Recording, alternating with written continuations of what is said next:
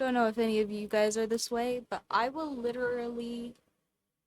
Oh, you know what? Is this cropped goofy if I just flip my camera? Are you guys gonna be looking at me weird? No, okay, that's fine. Okay, cool. Uh, sorry, I don't know if this is a me thing, but it just looks weird to me when I'm not facing the camera. Or I mean, when I'm not facing like the yeah, anyway, the stuff on the screen when I in the camera I'm not facing the stuff on the screen. Uh yeah, I have all sorts of stuff in my background. I just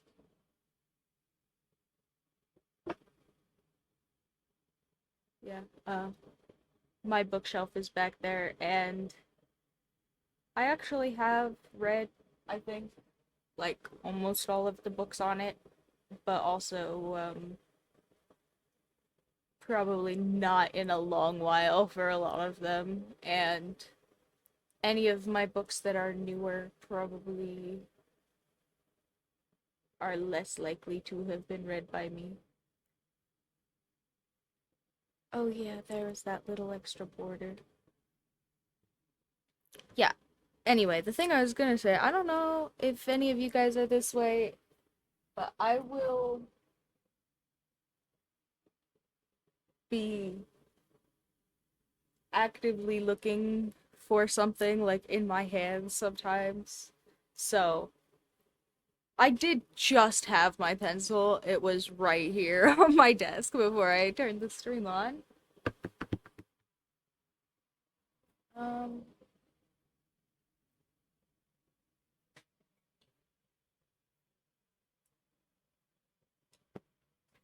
hmm.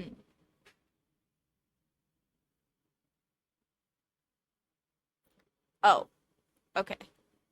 I'm sitting on it. It was in my lap. And it must have just fallen onto my chair, I guess. Excuse me. Cough and sneeze into your elbow, guys. That's a that's a tool tip for really cool people.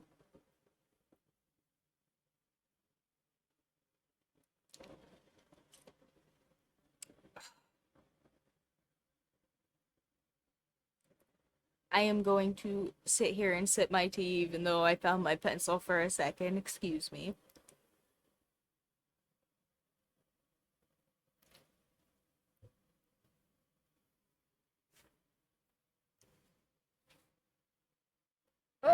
And apologies to anyone who is either not here or watching this after the fact. Uh because I totally trolled everybody last week and said I wasn't going to be here this week. Uh but I meant next week. I meant next week I'm not going to be here. That one is for real and I put like the date and not next Sunday uh on all of the posts that I did about it. But yeah, I did repeatedly tell people I wasn't gonna be here this week, last week, so I will understand if oh, I keep looking that way, but I'm over here now. I forget. Anyway, it's cause here, maybe I'll move the little stream viewer thingy over to my other monitor for today or for future if I decide that this is gonna be the angle, the camera angle. Uh, I moved a lot of stuff around uh, so that I could get up less this time, but it's taken me a second longer to get adjusted. Uh, yeah, I think that looks fine now. Sorry, what was I even saying? Right, I told people I wasn't gonna be here this week. Uh, that was a oops on my part, but that's okay, 'cause uh,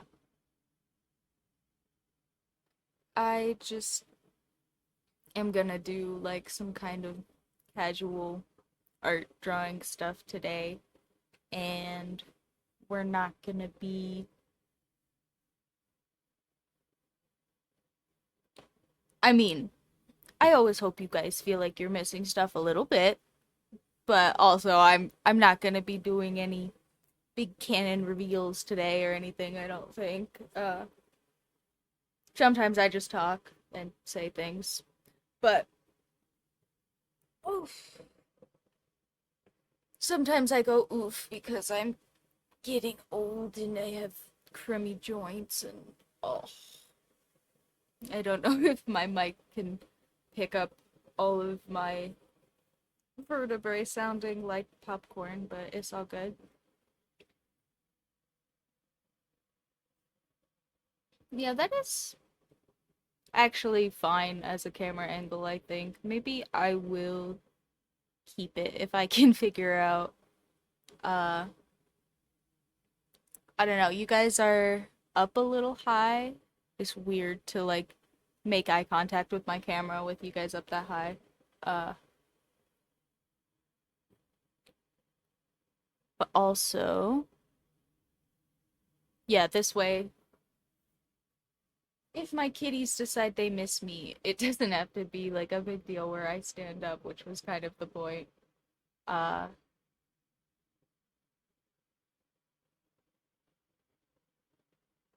hmm.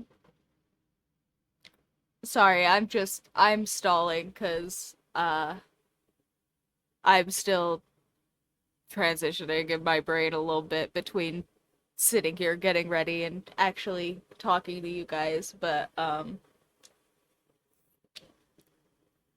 think I am actually ready though. It's just I know half an hour from when I say I'm gonna stream seems like I was still pretty late, but I feel like I started the stream half an hour late, but also I'm like totally ready now instead of part ready, and it's spooky new territory, you know? I feel weird. I don't know what to do now. I guess start. So, hey guys, I'm Stitch Kitten, and I'm gonna do some art stuff for you guys today. Uh, Sorry for trolling people whom thought I wasn't gonna be here this week. I'm actually not gonna be here next week. I promise that one is for real. Go ahead and check the dates. I did put it on my stream calendar, so it's gonna be. I mean, if you look there, it will tell you that I am not here, or the countdown will tell you that I am not here. Or there's also a YouTube community post, so probably if you didn't just get here from random search on Twitch, if you got here from being uh a follower of me or getting my little live notification or whatever, probably you saw that I am here today and not next week instead of this week, like I said. Um, but this week I am going to sit here and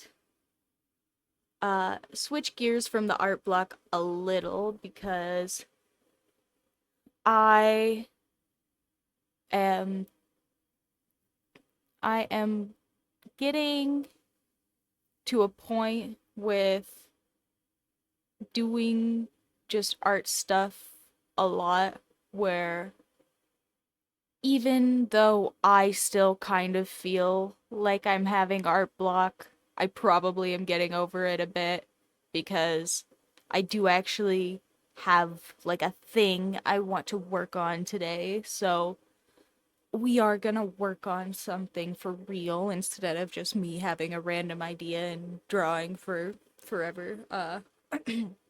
I mean, we're still kind of gonna do that. That's what I do here. I promise. But also, uh we're gonna do it in a slightly more uh learning context today because I talked a lot before about how art block is about art as like a perception of you, like art block is usually about you in some way perceiving your art to be like not worth making basically, and so it's hard to make even if you don't see it that way initially, right? Like for me, I got to a point with my art where I had lots of like technical skills and lots of like theory based knowledge, but also I did not have like motivation or interest or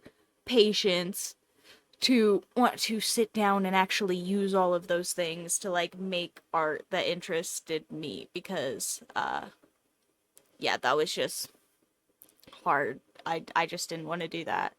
And yeah, so today uh we are going to combine knowing that with some really good uh self-reflection skills from medical professionals, and we're going to draw some comics because when I was younger, and I'm sure you guys have seen me draw these guys. When I was younger, I used to draw a lot of comics that had like these little bubble people, and I draw them pretty fast. I can make like, you know, little Karen bubble person in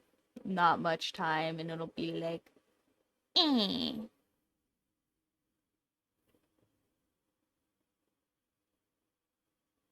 you know, not in my Christian Discord server, something like that. Me. And that's cool, right? I like that. And it is fast, but also um the little bubble guys are kind of like Lego people to me, right? Like they're not that articulatable. And while I'm sure someone way cooler than me, or even a me that made these little bubble people forever ago, would be really happy to tell a bunch of stories with the little Lego people. Um, I still do really like the idea and the concept of making comics, and I was kind of wondering like why I hadn't been doing that so much. And I think these little bubble people are a big part of that because I'm sorry, I'm doing a weird thing with my eyes. I see that on the camera. I think it's just because I'm like tilted. Anyway,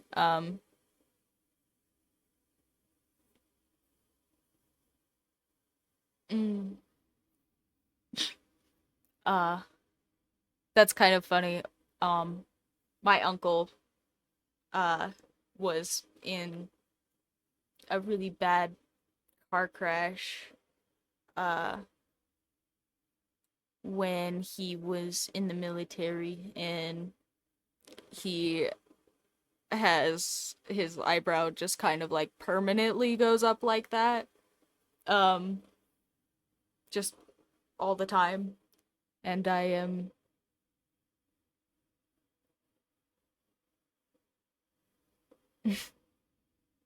maybe I'm not actually doing anything. Maybe that's just the camera. Can I scoot it a little bit so it doesn't look like I'm doing that? Sorry, I'm like bothering myself for no apparent reason. Yeah, okay. It's just a camera angle, but also okay. Anyway, sorry. I'll stop screwing with it. Yeah, anyway, the little bubble people are cool and cute and I really enjoyed them as a kid, but also I am no longer the small child that developed these, and they don't feel as enjoyable for me to draw anymore. They're not as yeah, they're not as articulate as I would like them to be. And I don't feel adequate as a storyteller to draw these quick little bubble guys all the time and still tell my stories the way I want to. But also, I drew these little bubble guys before because they were well within my skill set. I had a lot of opportunity to practice them, and I had a really refined style for putting them together, and it made it really, really easy for me to draw them a lot repetitively. And because of that, I realized that probably a big part of the reason that I feel so stuck with these bubble people is because I have put in a lot of hours with them. Like, I have refined them a lot, and just wanting them to be a little bit more articulate doesn't really do anything for me. And in the name of art block and getting through it, today I am going to be trying to refine these bubble people a little bit, and probably will do like some gesture drawing and maybe some random art prompts to go with that. Uh, and just draw some little cartoons until I feel a little bit better about my, I guess, art style. We're gonna be doing like an art style video. I guess that's what this is, kind of. Uh, my my girlfriend said that to me, and I kind of scoffed at her because that seemed silly. But I guess that's what this is. There isn't. I mean, I I feel silly a little bit because I here, let me look up some gestures and we can do some little gestures while I keep yammering you guys' ears off. Um and again, I use line of action for all my gestures. I love line of action so much. It's so good for uh just like all sorts of different kinds of references.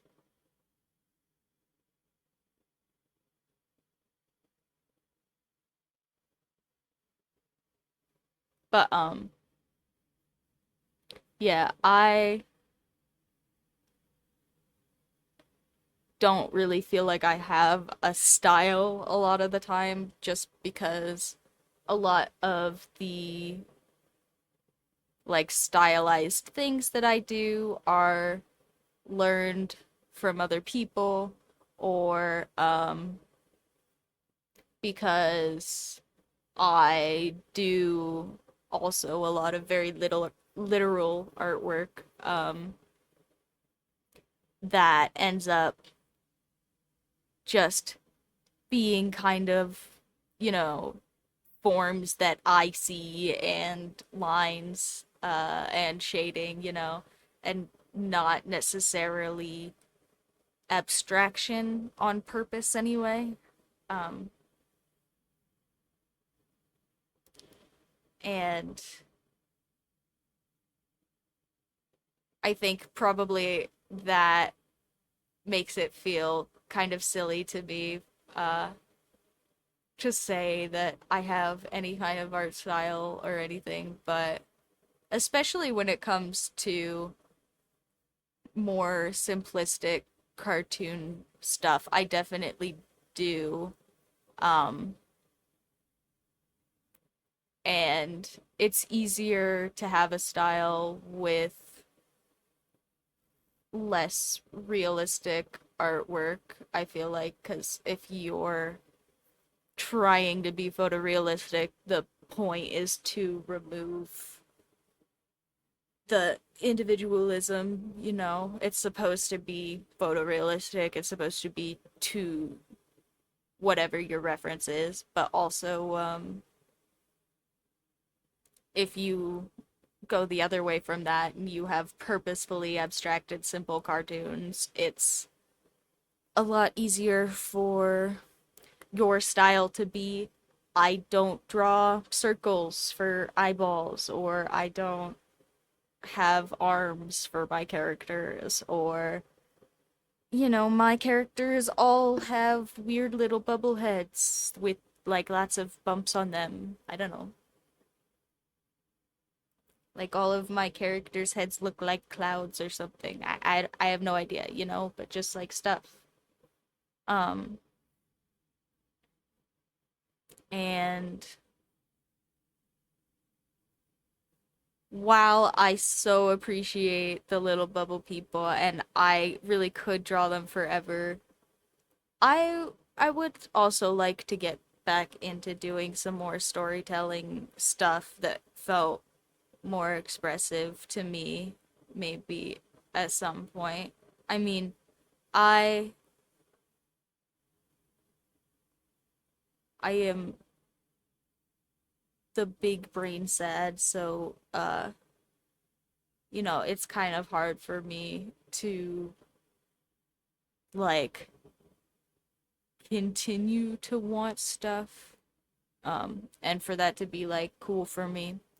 But, you know, right this second, uh and for a few weeks or so, I had been thinking about that, and that seemed like an appropriate thing to try and work through.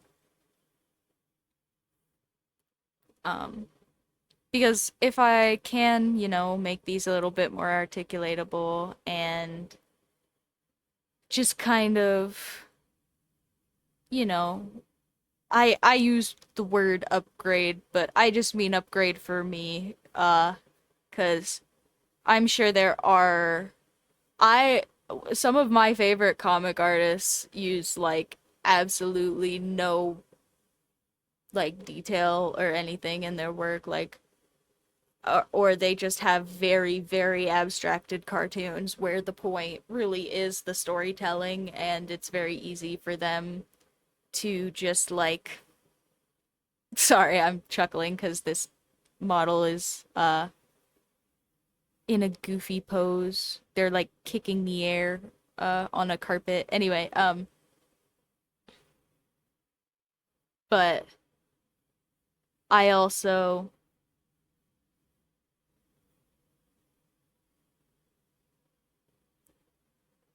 you know, I think that that would be for me a little bit of an upgrade to just have some more articulatable characters so that I can be a little bit more literal with my storytelling visually,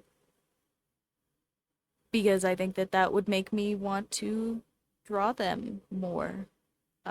So who knows? Maybe this will be the stream where everybody meets brand new comics characters if I find something really cool. Or maybe it'll be the stream where I decide I actually hate comics and I don't want to do them ever again.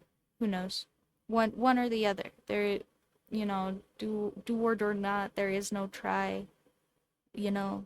Somebody said that once. I don't know who, so maybe it's not a good quote, but I heard somebody say that one time. That's how references work.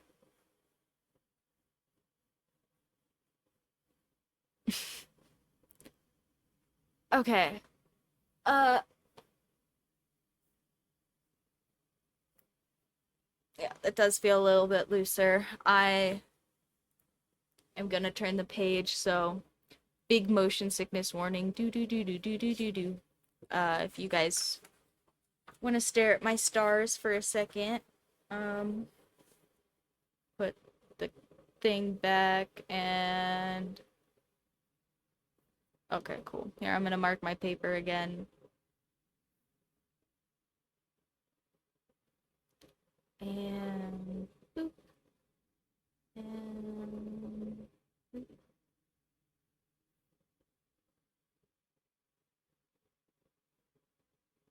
Okay. Oh, did I scoot it? I think I did. Now my other dots are off camera.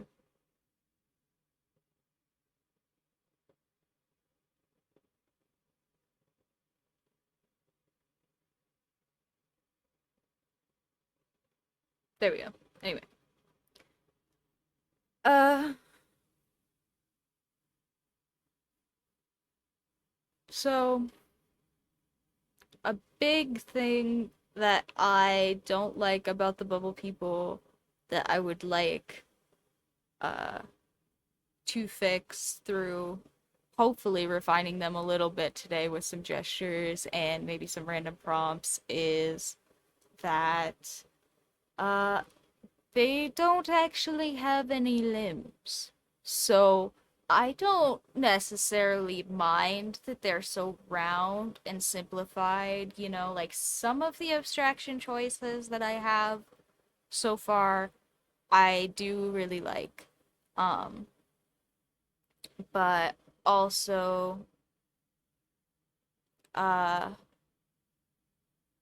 I'm gonna use knowing that I don't like that they have or that they have no limbs as a starting point, and I'm going to see if we can design some cute little simplistic cartoon bodies that feel more like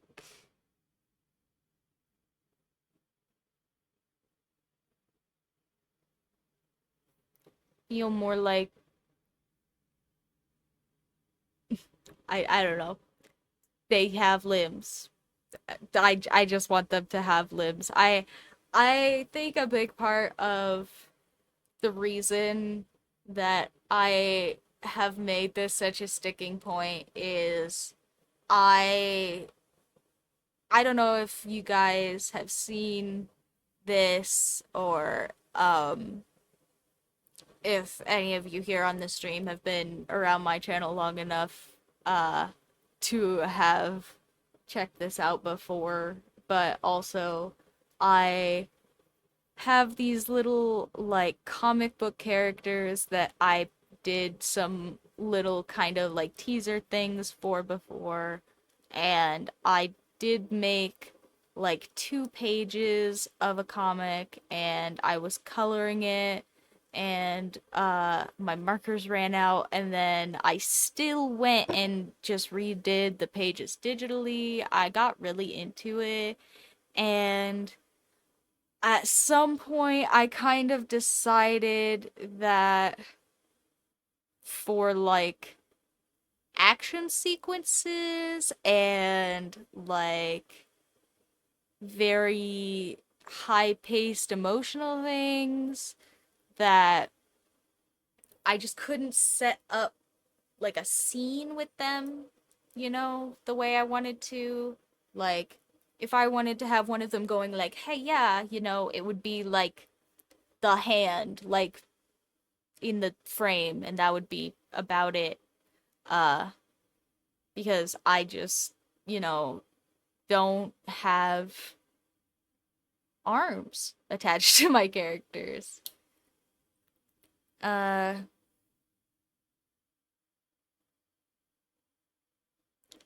so I think what I'm gonna do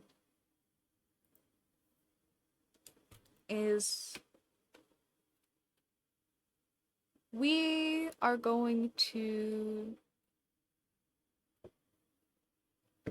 get a character. Oh, you know what? I can use a little internet plug here for one of my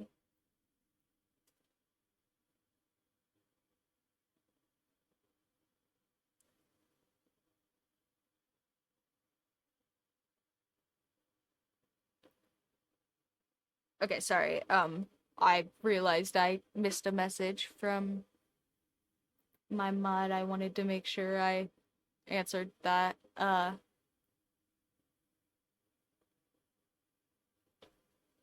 Okay. Anyway,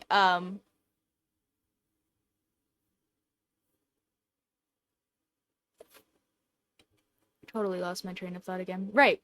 Uh,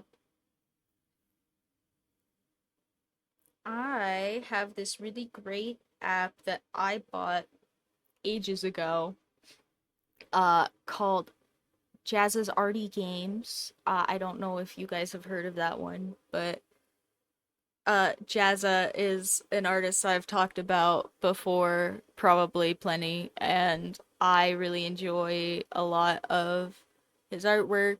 I think he's a really great artist, not just with traditional artwork, but also with lots of other stuff.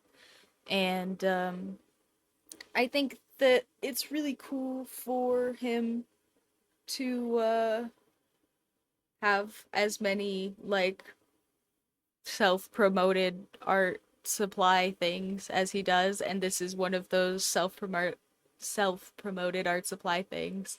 It is very much an art tool that I use a lot. It was like $5 way back in the when of whenever I paid for this, and oh shoot, I smacked my notebook with it. Sorry about that. Uh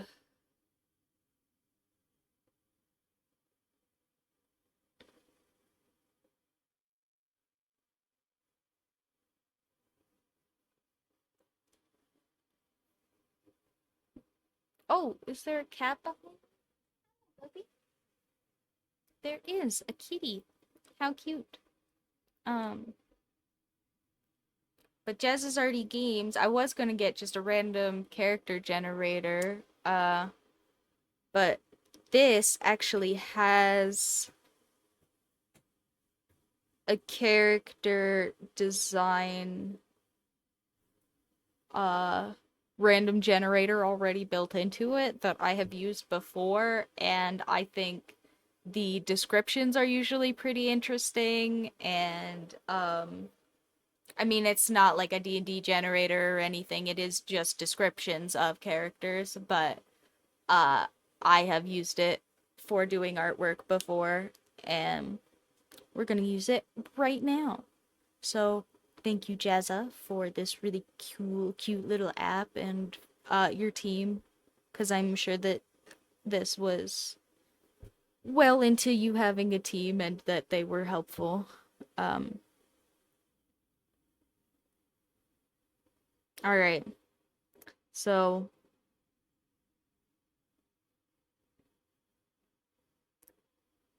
well, we're gonna skip a couple of these because some of them are not people, and while that is very cool, I want to make sure that my character doesn't have like a tail or something, because that seems like it's probably not gonna help us refine the art style much. It's probably gonna be more muddling the art style.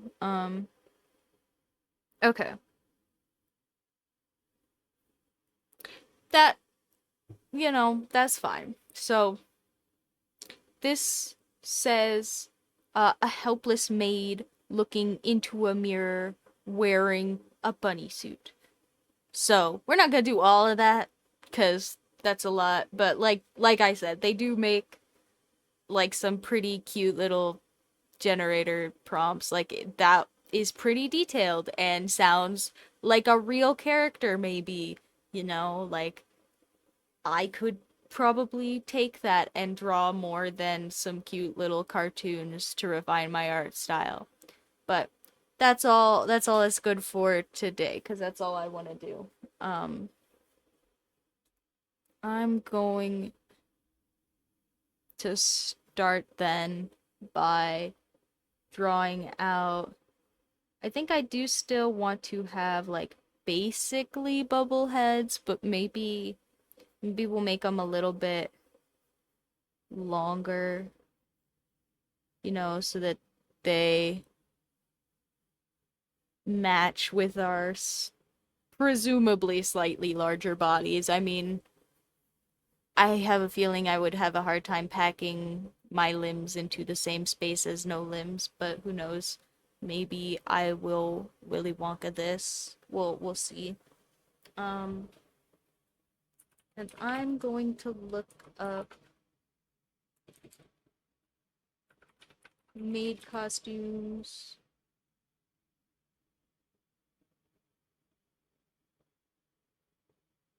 because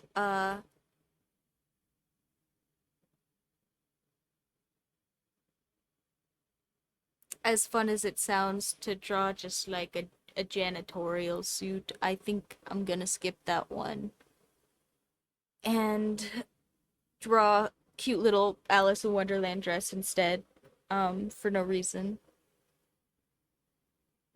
It's because it's cute. That's the reason. And we're gonna see what I can make out of these people. So, okay. So we're just gonna have uh so this is the gesture part, guys. Uh the, I'm gonna explain a little bit what I'm doing here so that if you guys want to try this to, maybe make some cartoons that are in your own style, that maybe this will help you a little bit. But so I am gonna take this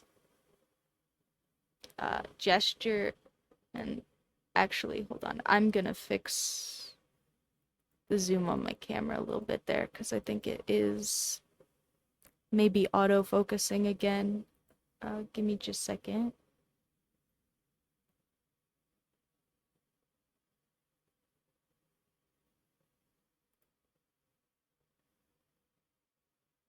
Do, do, do, do, do, do, do.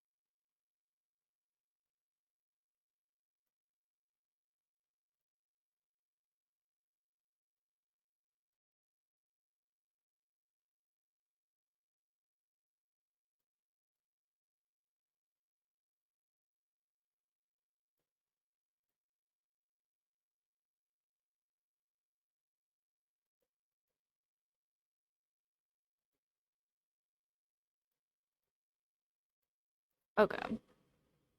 It was in fact auto-focusing again, and it should stop doing that now. Okay. So here is how we can turn these little gesture things into like an actual style like activity, basically. a style exercise, if you will. So the thing about doing gesture drawing is essentially you want to have the best like base for the gesture that you can uh just as like base work, just like you have the ability to either with really simple silhouette shapes or line work or something, you have the ability to very quickly capture just like a gesture of some kind to build on, right? So with this, what I'm gonna do is I usually will do like skeletal gesture, right? Which is like I'm gonna do like a line that is kind of um just for each of like the limbs or segments, like anything that isn't a joint gets to be a gesture line, basically. And then joints get these little circles for me. And that just helps me in my brain figure out where stuff is supposed to be. It doesn't have to be the way that you do that. You can do like basically this same thing I have seen people do with big silhouette shapes, and when you do that, it usually looks kind of more like this, like for the same pose, you might have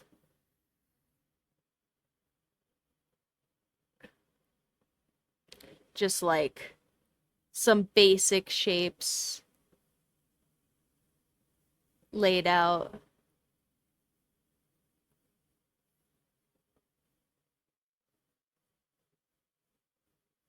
Just to work on top of, basically.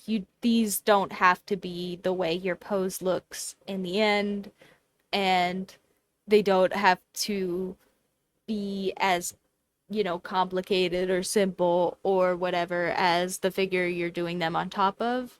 But the point is to get this gesture and your stylized drawing as integrated as possible. It doesn't have to be completely, but just as much as is comfortable and doable for you, basically. And for me, how I'm gonna do that is with these lines and dots, but I also just wanted to illustrate that there is plenty of leeway for people to do that other ways if you don't like the little mocap stick figures, like that's kind of how I think of these as just like if you guys have seen the way that motion capture works for like films and things, what typically happens is somebody puts on like a green suit or like a bodysuit of some kind that doesn't show them on camera, and it's a bunch of nodules on like joints basically that the camera can track. um I don't know why I'm waving my hand in front of my face like that's gonna explain anything to you, but I I really like watching that as just like a conceptual idea for drawing, because these little stick figure guys are very much like the motion capture figures for just films and television, because that is the point, is to get the gesture that the motion capture actor is doing, because it is hard for all of the CGI and everything for very specific movements to be done without you just capturing a person moving that way. Like walking is actually super complicated if you see like old cartoons and you actually like watch how some cartoons walk. Like it's really odd how some people will draw that because it is a very complicated set of movements actually that you just don't usually think about doing because it's very commonplace for you to do them. Um but also yeah, human movement is usually a lot more complicated than we think about, and so I like imagining these as kind of like motion capture figures. Oh, hello. I'm doing all right. uh my stomach is not bothering me nearly as much as last week, so I appreciate that. I'm drinking my tea. We're gonna do some little style practice today, um which is what I was just talking about. uh but yeah, I hope you guys are doing good too. Uh, Sorry for uh trolling everybody. I keep feeling like I have to apologize for that because I definitely screwed up on that one. Um,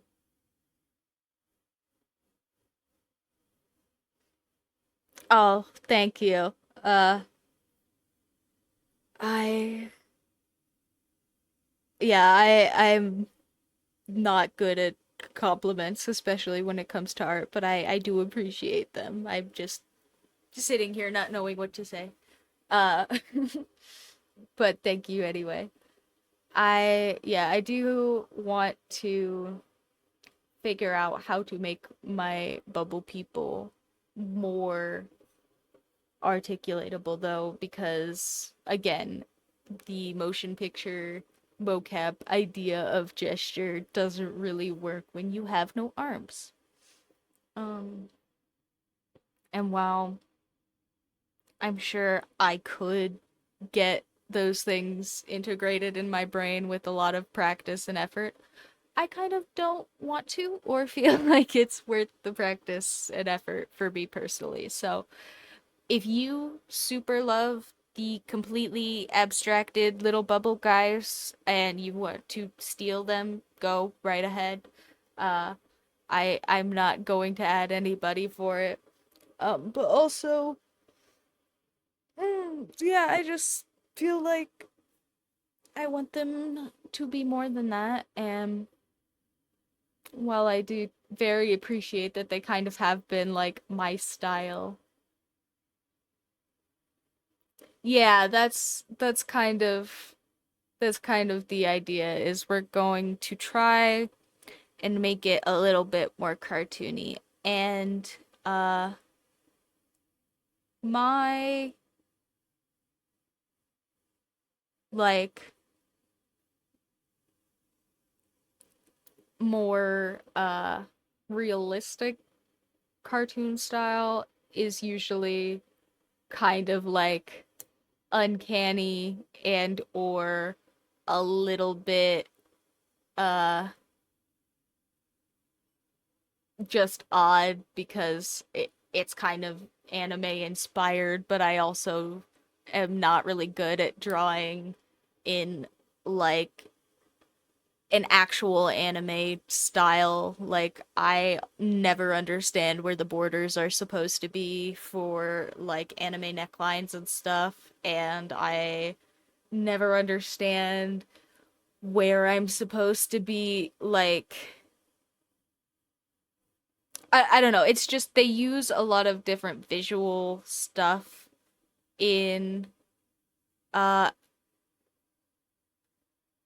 you know, just like different types of Asian cartoons that I do really like and think is great and am very inspired by. So it does end up in my artwork, but yeah, so that's kind of what the idea is today is we're just figuring that out. Um and so I think one of the things that I see a lot in like just more realistic, less simplistic. I don't know. I'll have to find a word I want to say for that so I can stop tripping over it. But one of the things that I've noticed in some more cartoony styles that I'm looking at, or that I have looked at, I'm looking at references for maid character right now, but is that the limbs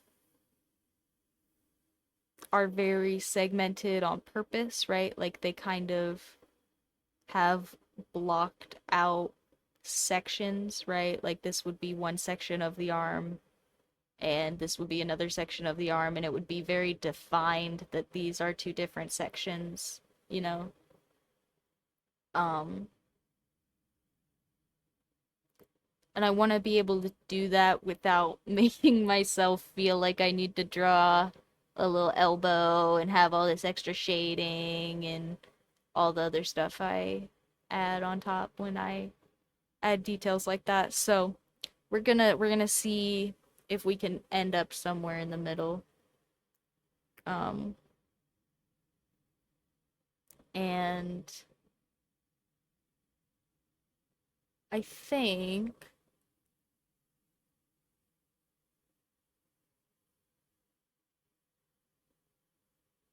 if we have this, gesture idea from before, and we do just like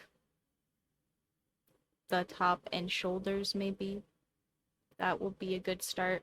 Um, so, uh, also, I I know this is definitely self-indulgent and not a real reason to change your art style. So I'm not trying to suggest that it is, but also my little bubble people can't really have boobs. I mean, they can a little bit. Like I can draw a little bump on the front there, but I like boobs and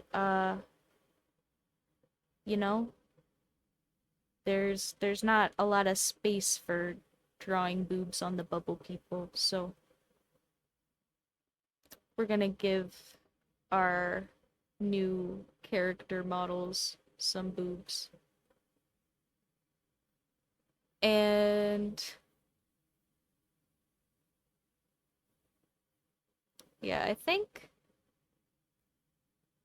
one of the things that I end up doing a lot that I don't actually think I want to keep in the refined art style is lots of little muscles showing here in the shoulders.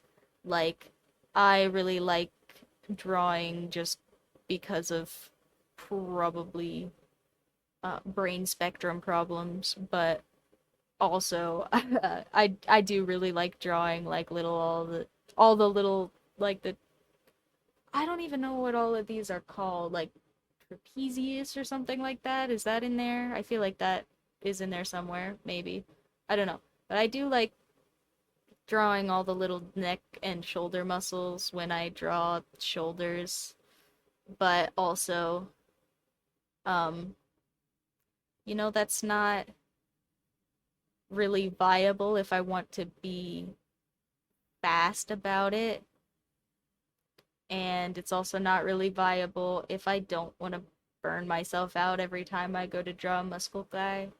So, uh, I think I'm going to completely take out all of those muscles on purpose to force myself not to worry about them. I think I'm just going to draw some very simple, very rounded shoulders that are very squared off, but still not like sharp looking or anything, so that we are still kind of giving homage to the roundness of the bubble people, but it looks like we actually have shoulders. Uh, and then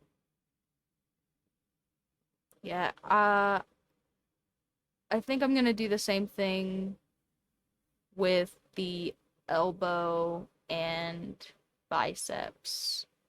I'm gonna just like try and abstract them away so that I don't focus on them.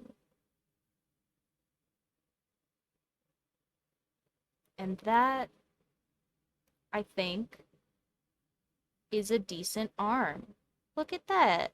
Look at that, guys. We can do stuff maybe if we try. Trying is important.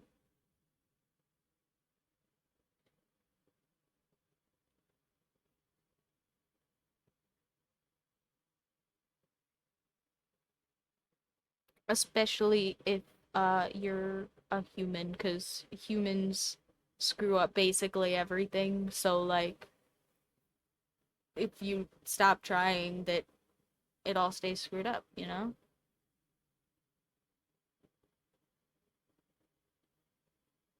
So trying is important.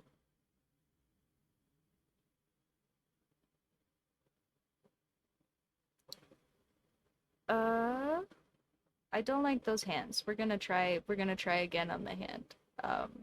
And not just because it is a little bit misshapen. I just don't really like the design there. So, okay, motion sickness warning again. We're flipping the page, guys.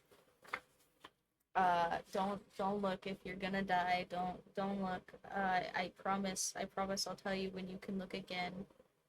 Uh, don't explode. Exploding is not good. Okay, I don't know why um moving my lamp that is behind like three things made that much of a difference to my notebook on my desk, but that's fine. Anyway, I'm gonna mark my paper one more time, and then we're gonna see what we can do about these hands.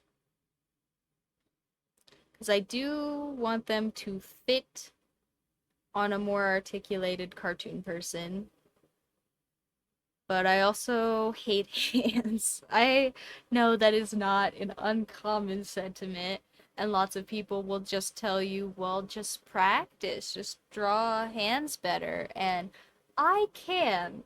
I can draw hands better. I just really don't want to. I don't like hands. I'm sorry. I don't like drawing them. I know some people will go, "Oh my God, hands are so expressive. Don't you want to like have all the fingers?" And it's like, yeah, I guess, but it's just, it's definitely not my favorite, and I don't feel like I need to have lots of articulated fingers for, uh, my version of storytelling. I think that I can do without them. So, I want to make sure I have a thumb and a palm, and I do want to make sure I have fingers. And I want to have four of them and not like Simpsons fingers. No offense, Simpsons. Um,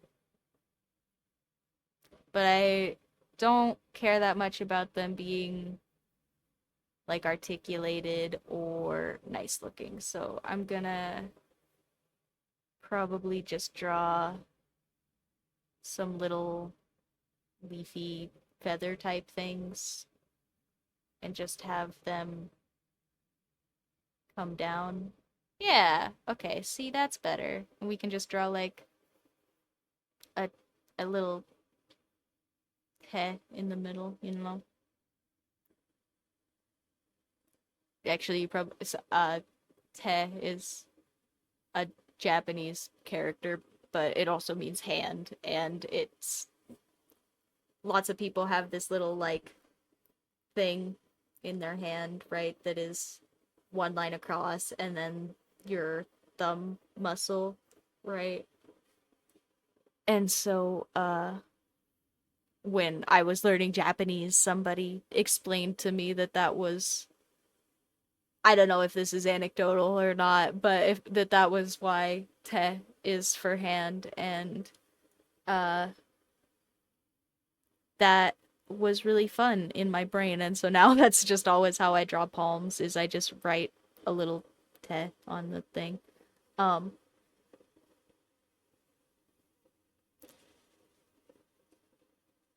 but yeah, I think if we just have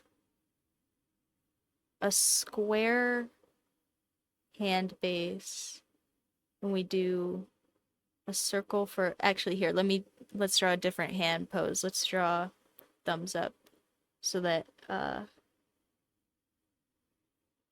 I can proof of concept this a little bit. Okay. So if we have square hand base, right? And circle for a thumb, and I draw some lines coming off for the fingers, and we just round this out.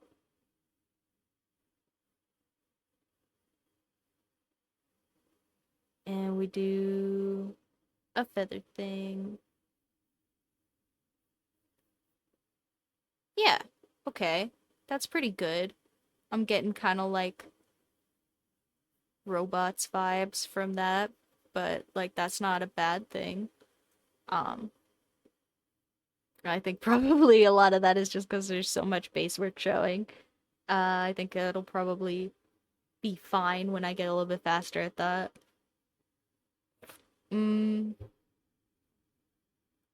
all right, let's do one more. Let's do peace sign. Just uh, you know, to be scientific about it or something. Because I said proof of concept. So let's do three and have it be a verifiable experiment, you know? Okay, so let's see. Uh, if I want it to be pinky on this side, thumb on this side, I facing us, I want it here, I think, about for the thumb. And then with peace sign, we're gonna have just like one line kind of here, and then these two are gonna kind of come back in on themselves, so you won't be able to see them that much in the base work, I don't think. Oh, hello.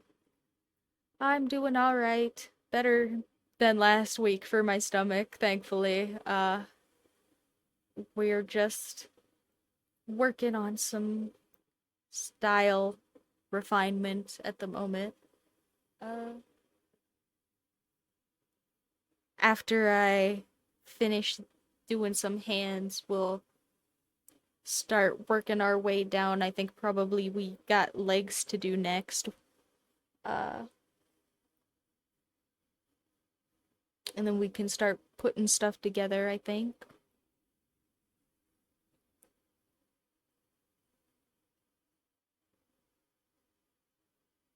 Oh, no, I just left that where it was at, but maybe we'll have to see if we can bring Tanya back for some special appearances. 'Cause I did write down in my little notebook for stuffs that, because I got a little workbook to write all my notes down for the stream,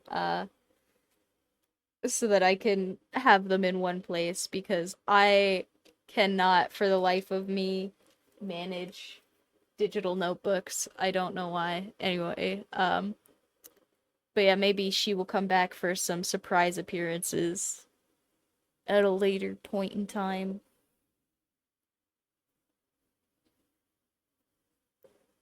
And I think if then I just have two lines kind of coming up in like a V.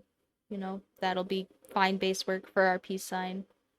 Uh, so if I just, I do little feather thing, like we said, with just one straight line, and then it kind of comes off in a curve on the other side. Almost like drawing like a cartoon knife, like cartoon knife kind of Chucky style thing is kind of like that, like that's this part, uh, this like lemon wedge thing. That's actually what we want our cartoon figures to be, I think, for real. Uh,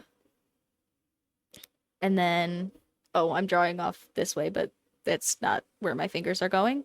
Anyway, so I want my little cartoon wedges to come down this way this time. So wedge and another wedge kind of tucked into itself. And then these two wedges are going to come up this way. And they're going to still be wedges, but they're going to look longer because the fingers are extended. They're going to look longer and less wedgy. But yeah, I think that looks simple enough that I'm not going to hate doing it. And also is way more articulated than the little, like, hi hands that I had before that are like Mickey Mouse bubble gloves. Not that I'm sorry. I'm like totally shitting on my art style from before. I'm sure there are plenty of people who use these very simplified forms like really well. Again, I love cartoonists like Sarah Anderson or Jaden Animations also use or Domix, you know, people that have cute little animation channels. I think uh some people are super expressive about that. I'm just not expressive enough for that. Uh so I'm sorry if I am making anybody feel bad. I'm trying to just be mean to myself, which I shouldn't be doing either. But yeah, that's I promise this not actually about the art style. For anybody who's worried that I think your little Mickey Mouse glove hands are like not real or something. I don't know. Uh I'm just being disingenuous. Uh all right. So I think yeah, I think legs maybe. Legs maybe are next. So this is gonna be kind of the big one, I think, because not only do my little bubble people not really have legs, they also kind of don't really have space for legs, right? Like my little bubble people, uh,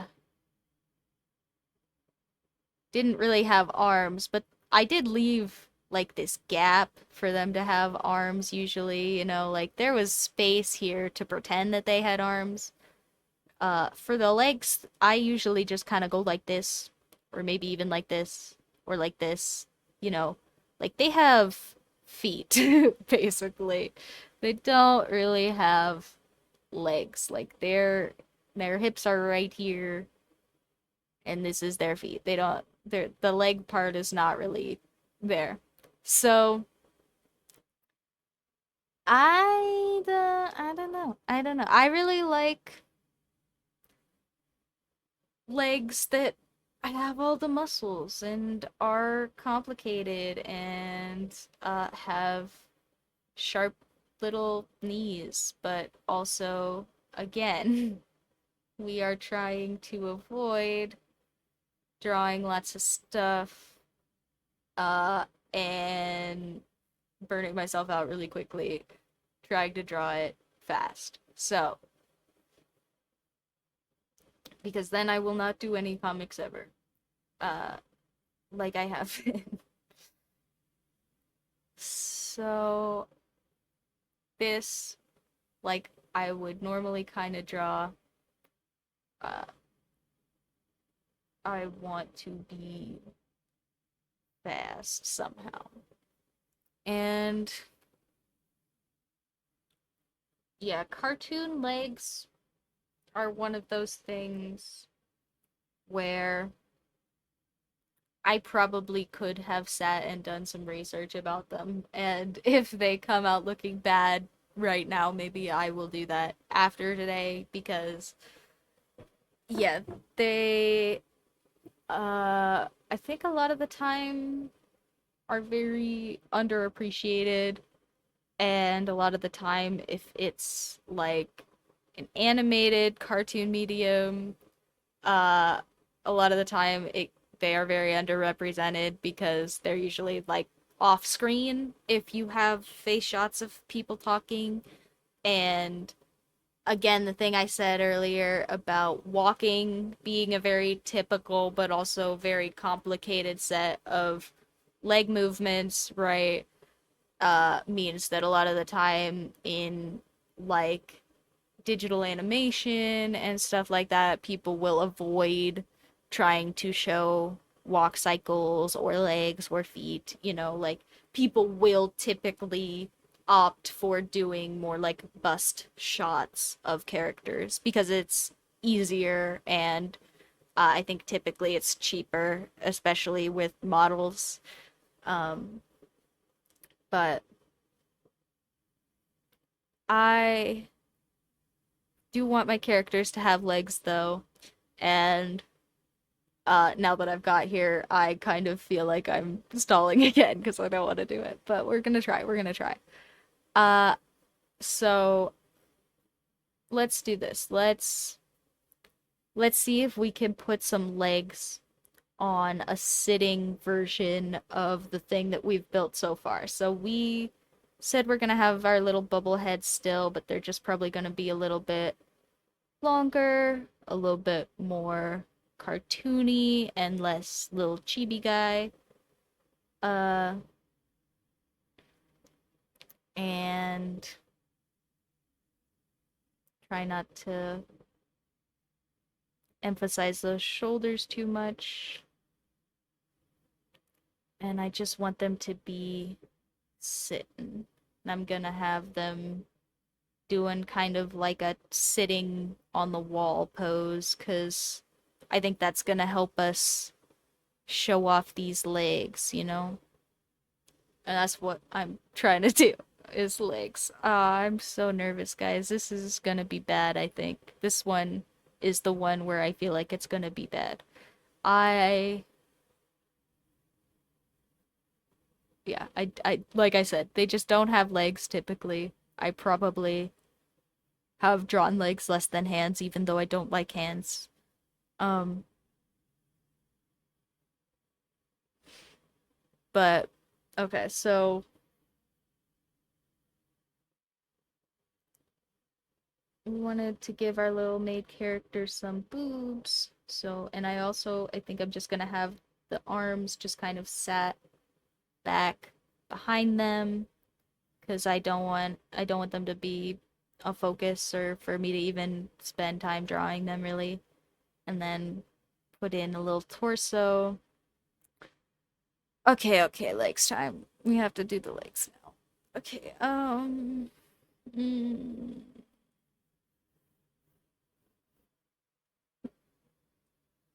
puts camera up so that you guys can see me, hides from you guys. Anyway, I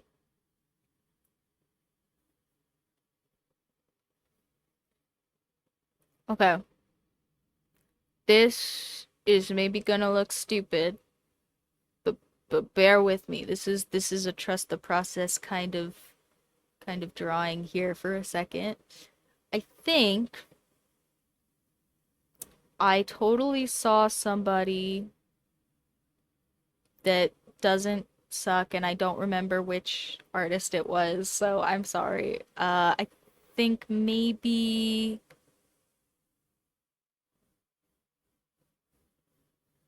Mm, no, I just don't remember. Okay, anyway.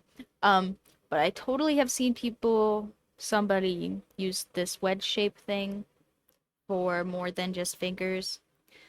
So what if I just make wedges for my legs too? Okay, okay, that's not terrible, but maybe it's 2 round. Okay, what if instead of totally doing wedges, we do like rectangle on one end, wedge on the other end? Okay. Okay, that's not bad. That's not bad. Okay, rectangle on this end, wedge on this end? Yeah. Okay, okay, we're figuring it out. And then foot. Okay. That's not bad. That's not terrible, guys. Okay, let's see. So what if I do like crouch pose? Okay, if I have my waist here. Yeah, thank you. I think so too. I think that was not terrible. Um okay, so we have waist, joints, and I'm gonna do like a little kneeling, standing out pose. So we're gonna have, like our little mocap version of this first, and actually, uh,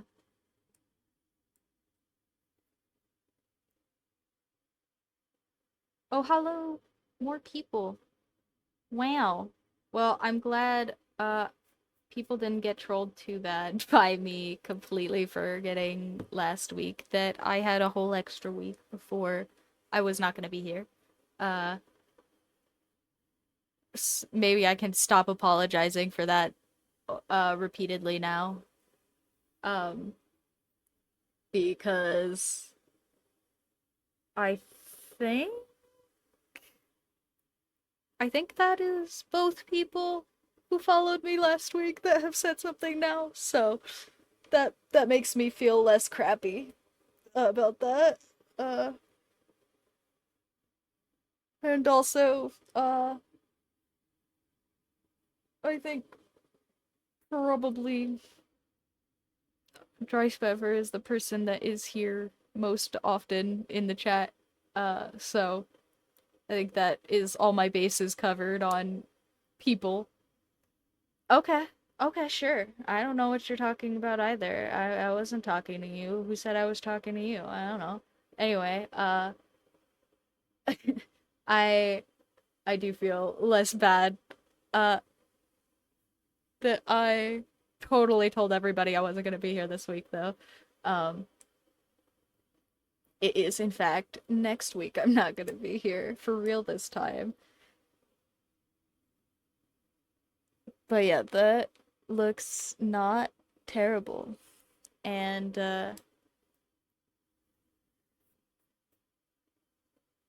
I'm just gonna draw right over that stain smudge thing. Ah, great.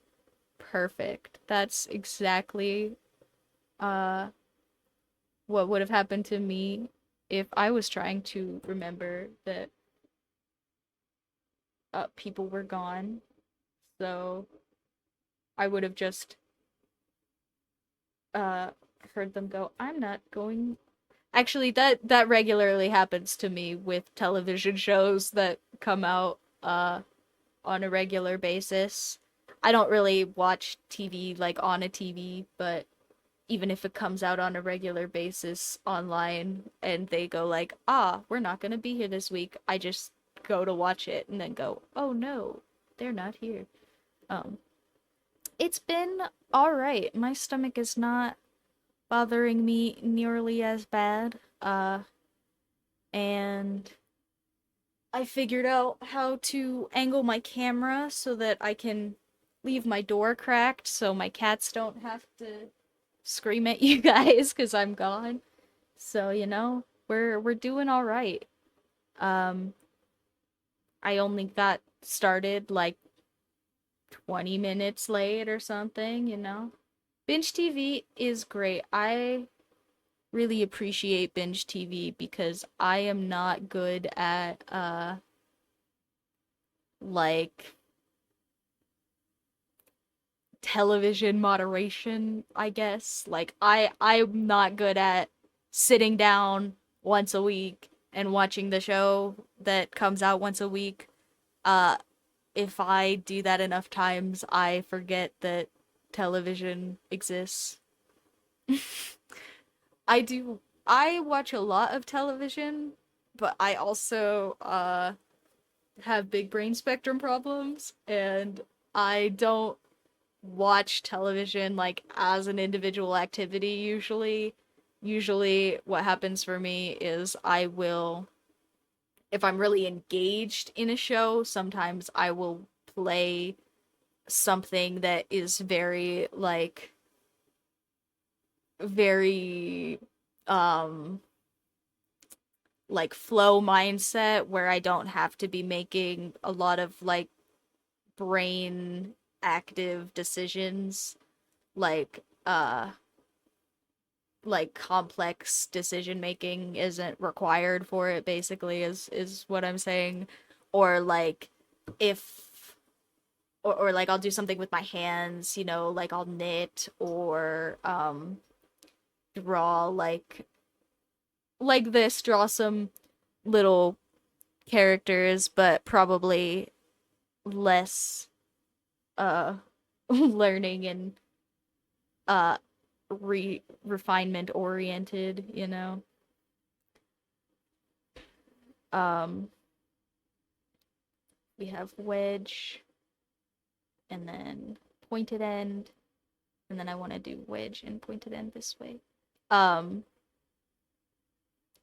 but yeah, I do also watch a lot of television, but just usually like kind of as a side activity and not as like the main thing I'm doing. Um just because I just end up doing multiple things usually. I get bored like really easily. Uh so I end up doing lots of stuff at the same time if I'm doing like simpler stuff. Yeah, I really appreciate this little sketchbook um uh that here, let me stand up and walk over to this bookshelf behind. I have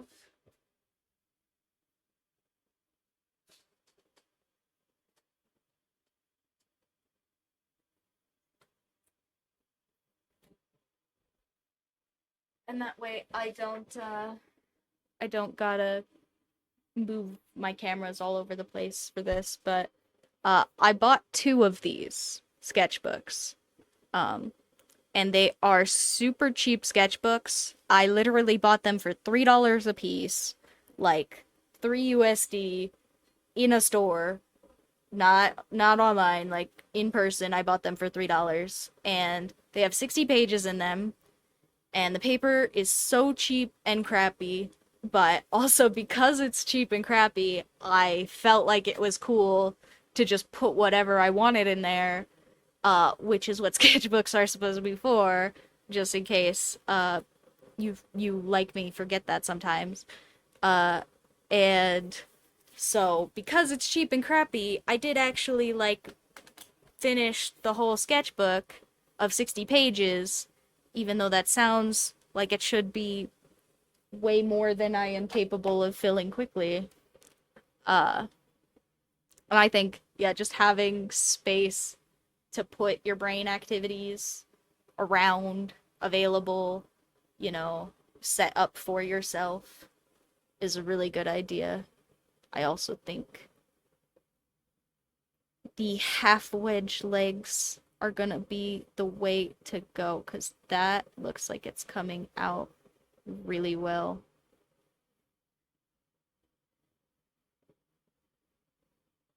Oh, okay. Well, I mean, that works too. Like,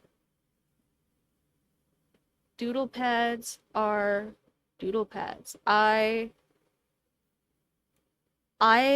bought these cheap little sketchbooks because I wanted to not make my own, but like it is also even just for drawing super easy uh without having a bunch of really cool print materials to just make a dummy sketchbook to carry around. Like I don't know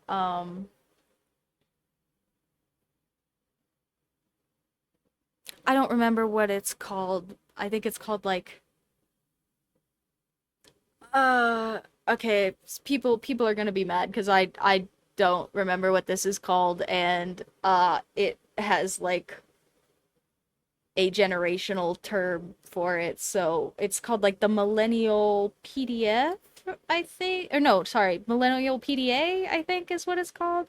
And it's literally just you take a bunch of like just note cards or blank sheets of paper and you put a binder clip around them and you punch a hole in all of them and you just like tie it to your belt or something. And that is something pretty much everyone can do, I think. I mean, you might have to buy a binder clip or you could skip the binder clip and just have free papers on a string, but like having just like some paper around with you is something that is super simple for everybody to do. And if you are worried about taking a really nice sketchbook around with you and you don't want to do that, or you've tried doing that and it doesn't encourage you because you are worried about the sketchbook, or it isn't encouraging for you because even if you use it, you get upset about the sketchbook having wear from being out afterwards or anything like that, it is super easy to just find and make your own sketchbook out of whatever it is that you uh, have just kind of lying about. Like, I used to have lots of duct tape around. I still have some, but not nearly as much as I used to. I really like um, just like household DIY stuff. When I was smaller, um, my mother's house quite frequently had lots of stuff break because even if she had some money, she was not usually interested in spending it on like the house. Don't ask me. Um, but she yeah, so there would just be like stuff that was broken all the time. And I got very into finding stuff that was just useful for home repairs. And duct tape is crazy useful for so many things. Like, I said I don't have as much around, but I still have probably two or three rolls in a box in my closet because it is crazy how many things just really strong tape and adhesive will fix for you. Um, and I'm not saying you should go and Teflon tape all of your pipes forever, but you know, you can tape shelves and like floorboards sometimes. You can tape like stuff to the wall if you are so inclined, you know.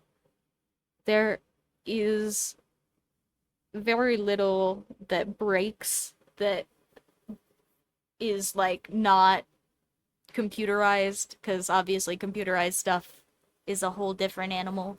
But there is very few mechanicals stuff and things that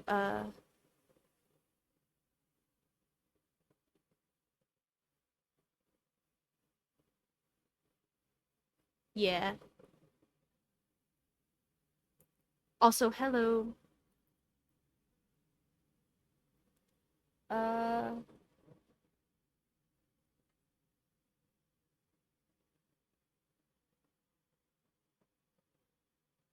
I think I do.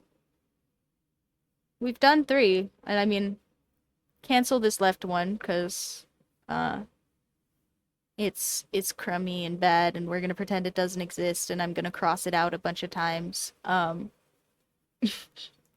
Because I don't like the way that the full lemon wedge shape looks for that, but like this and these two, I like these, I think. And here, let's give our characters some little shorts just to be very clear that we're not being indecent or anything. Uh yeah, safe temporary repairs. I think temporary is a good word there. Because yeah, it's not like you should, again, don't Teflon tape your pipes forever, but you can Teflon tape your pipes for a while until, people get there to fix them. I had to do that with my girlfriend actually did the taping, but um my household did that for our water heater. Oh, well, thank you. Uh but we're gonna agree to disagree on that one because I don't like it, but it's also my artwork, so you are definitely allowed to be nicer about it than me. Uh, I'm gonna flip the page now, so if anybody doesn't want to look at me turning pages and moving stuff and whatever the heck, now is the time to not be looking, and I will let you know when you can look again. And oh, hi, Bubby. Like I said, I left my door open, so my kitties are gonna maybe walk in and out. And while it will not be as big a deal, they are still distracting, and I want to pet him, and he's very cute. So,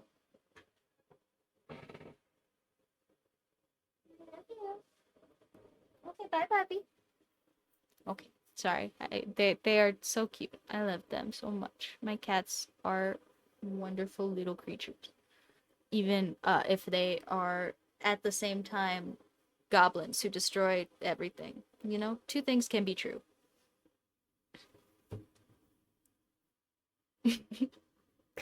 Yeah, I I tend to agree. I really enjoy cats.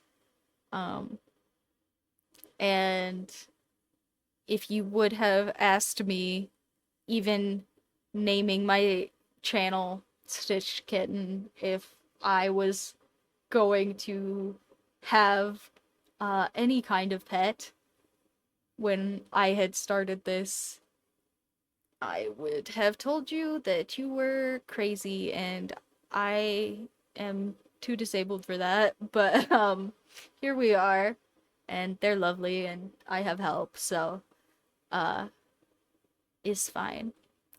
But I do really like cats, just in general. They're sweet. Um and I don't know. Don't I don't like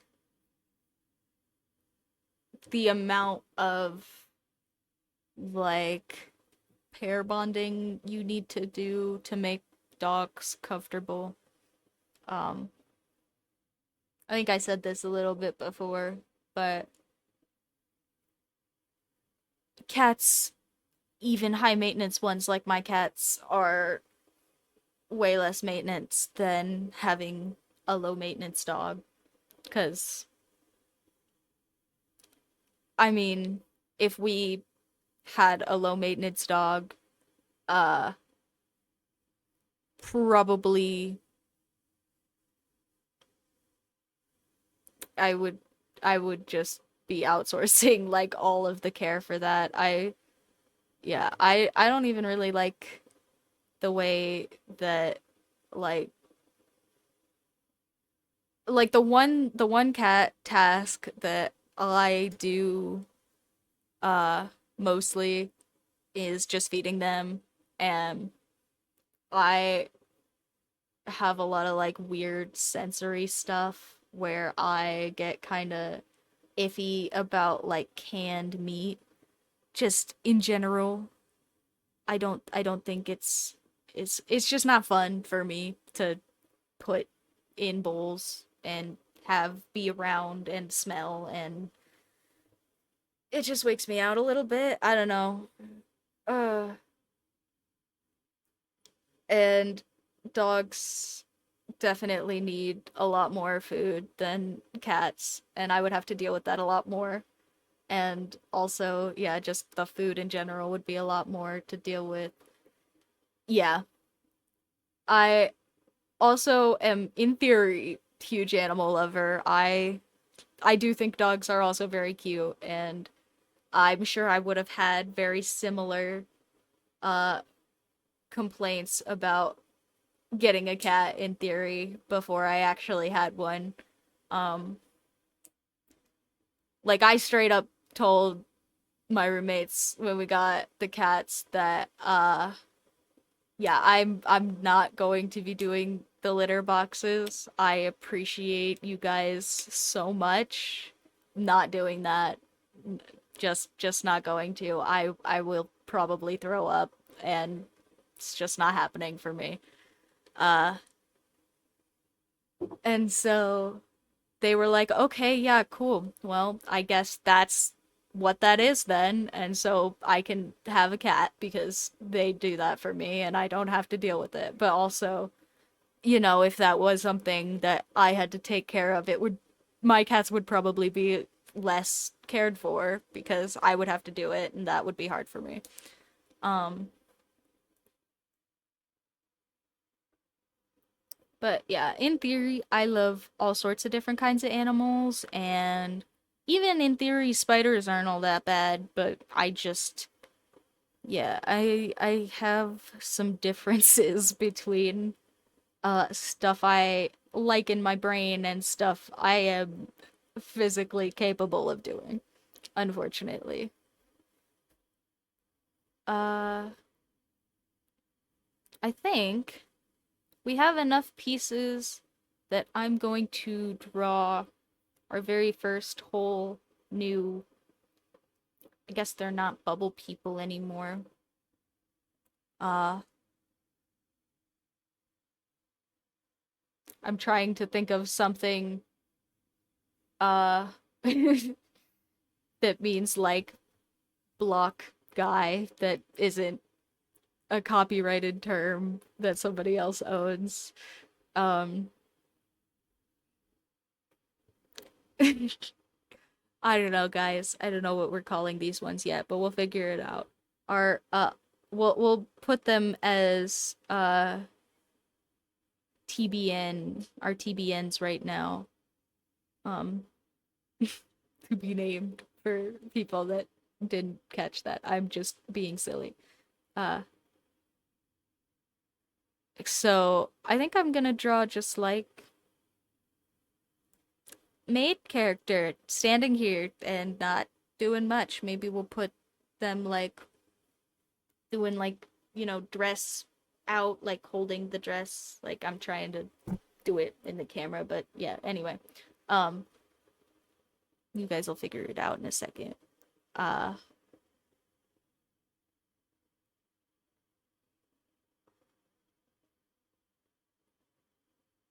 I okay.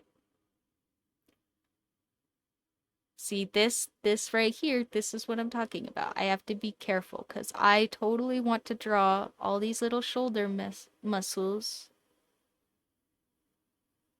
Uh Yeah, maybe we'll have to make it stand for something else. I don't know. But yeah, I'm literally already trying to draw the shoulder muscles. So let's take that out on purpose. No shoulder muscles here.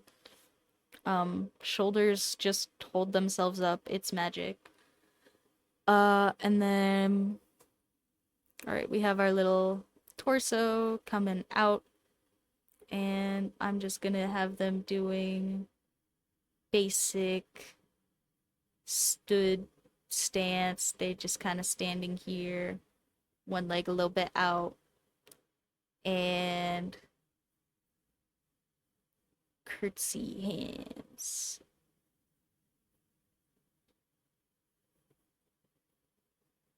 And they'll just be doing like a little curtsy with the maid dress.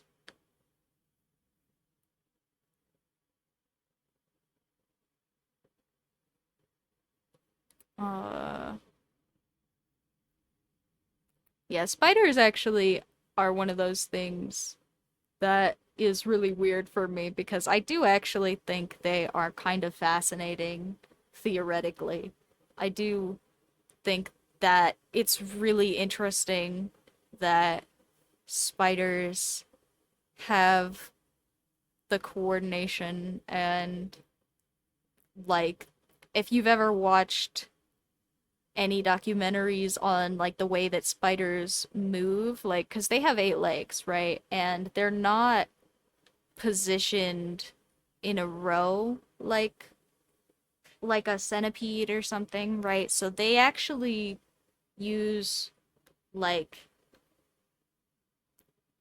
they kind of almost move like a crab, right? Like they use some movement on one side to kind of like pivot themselves, you know? Um instead of like turning in a direction.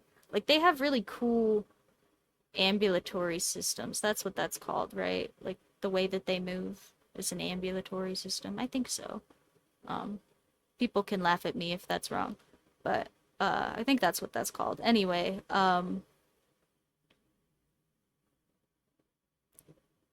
but I just see one and start crying. Anyway, I can't do it. It bothers me so much. Um, and even being better about it, right? Like oh, I'm doing wedges for the arms, even though I didn't decide to do that before. Um, and I don't know if I like how that one came out as much, so I'm gonna smudge up my cheap paper real quick by pretending I can erase, but that's okay because you guys can't really see the smudges I found out. So only I have to stare at the smudges and that's fine. Um, but yeah, theoretically, spiders are even pretty cool. Can't can't hang out with spiders in real life. Uh, that will murder me. Uh, I will be the first person to die of a whole panic attack and I'll like make history or something. Uh like just the panic attack. Like I won't have a resulting heart attack or anything. The panic alone will kill me. I'll be famous for dying to phobia. uh but for real though, I can't do spiders. It just really freaks me out. I don't know why they freak me out so much, but they just really do. I don't know if you guys have real bad phobias of like things that are just about, but yeah, that is my really bad phobia of things that are just about is I just can't do spiders. It's yeah, not happening for me. But you know what is happening for me is this style refinement because look at that, guys. That looks like a person, and that didn't even take me all that long. Uh, That that's not even bad. That kind of looks like person doing a curtsy, you know? It's not even terrible.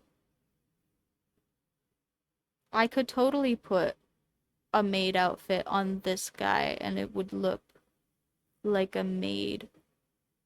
And you know what? Maybe we'll do that. Maybe we'll stop for a second and just add some details because that's part of style refinement too, is just having, the actual character done. Um,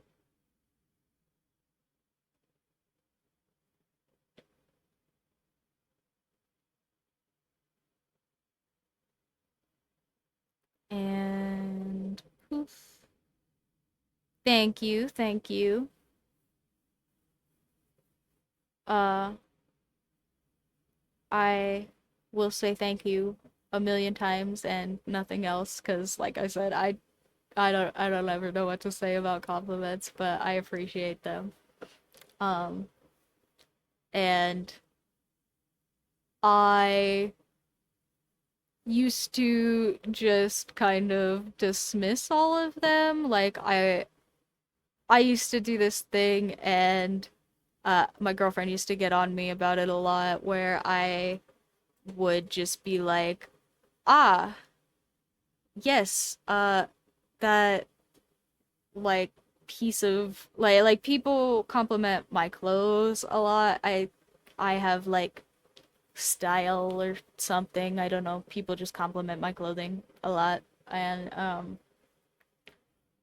I uh would always tell people that I, oh, thanks. I bought it for a quarter at the Goodwill or oh, thanks. I didn't even pick this out. Like my sister bought this for me or oh, thanks. Like uh,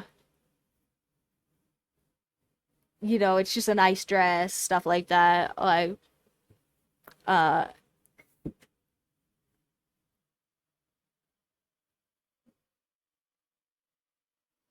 hold on, sorry. I think my cat just did something in the window. Give me a second.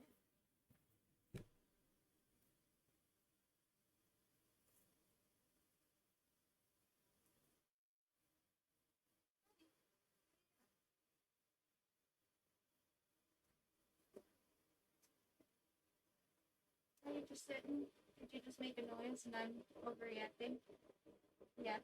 Okay.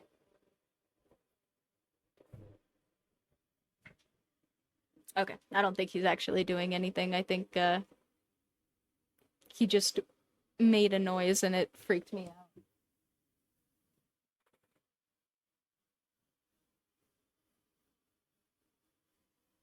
Sorry, I have a little like prop in screen thing because uh I I just didn't want to buy real window screens. I They are shmoney and I didn't want to spend that. And so instead of spending money on putting screens on all my windows, I just bought like a little extending pop-in screen thing for my window and uh my cat made a noise like he pushed it out of the window, I thought.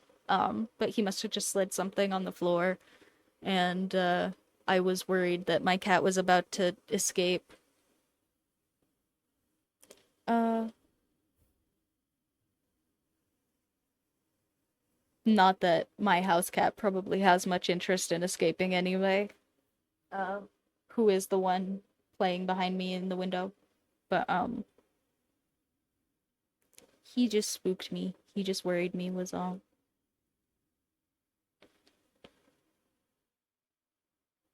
And let's do like some fluffy little shoulder things, for maid. And gotta pin it to skirt. And the skirt's getting held out, but we're gonna draw this little front coat thing that is attached to the ruffles first. Yeah, I'm sure that my cat makes spooky noises on purpose, so that I pay attention to him, 'cause he could tell that I'm doing something else that isn't paying attention to him. And he would rather me be paying attention to him. Duh. So, I, yeah, I'm sure he is, in fact, being a little bit of a menace on purpose. Um, because he has no reason to care that I'm working. He doesn't he has no way to understand that I can get his food through the computer. Um, it ain't his fault. I try not to be upset with him about it. Uh, they do they do get a little bit menacing sometimes though when they would really like your attention.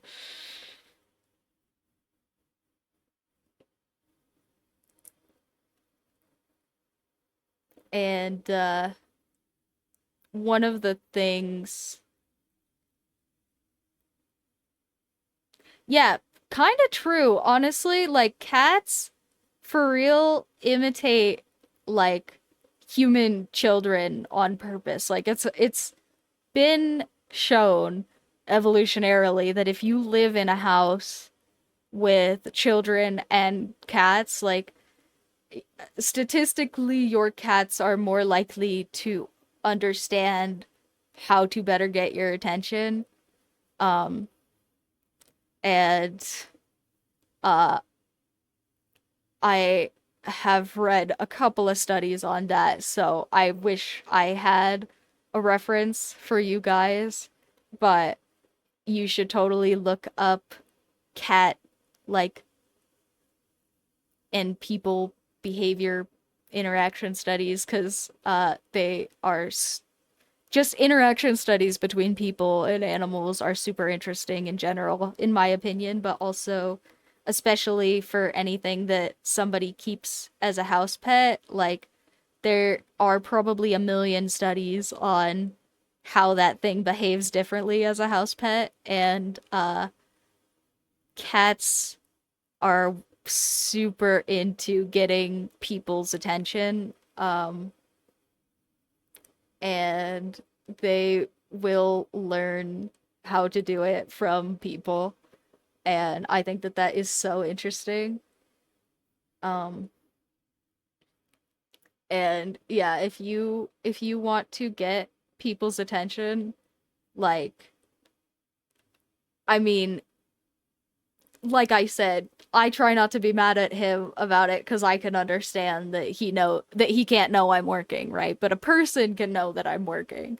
So, you also have to manage that a little bit. But, you know, it would probably be a really good, fast, and efficient way for my girlfriend or anybody for that matter, like literally a stranger on the street could scream and say nothing but keep screaming while I asked if they were okay, and I would probably go and see if they were okay because screaming is in fact an effective way to get people's attention. Or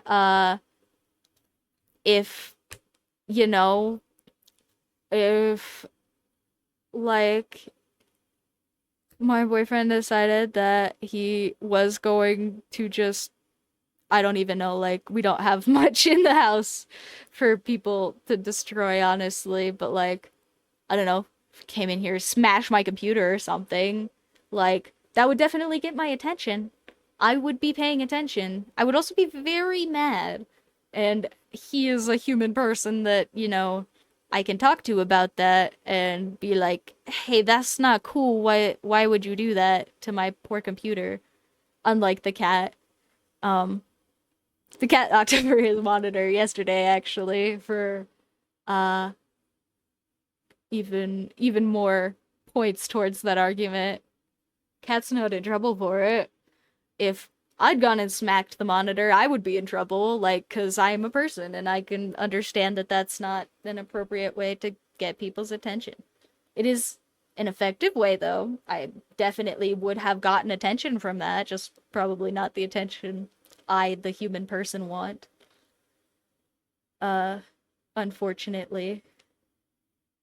Unfortunately, usually people have to be a little bit more nuanced for people.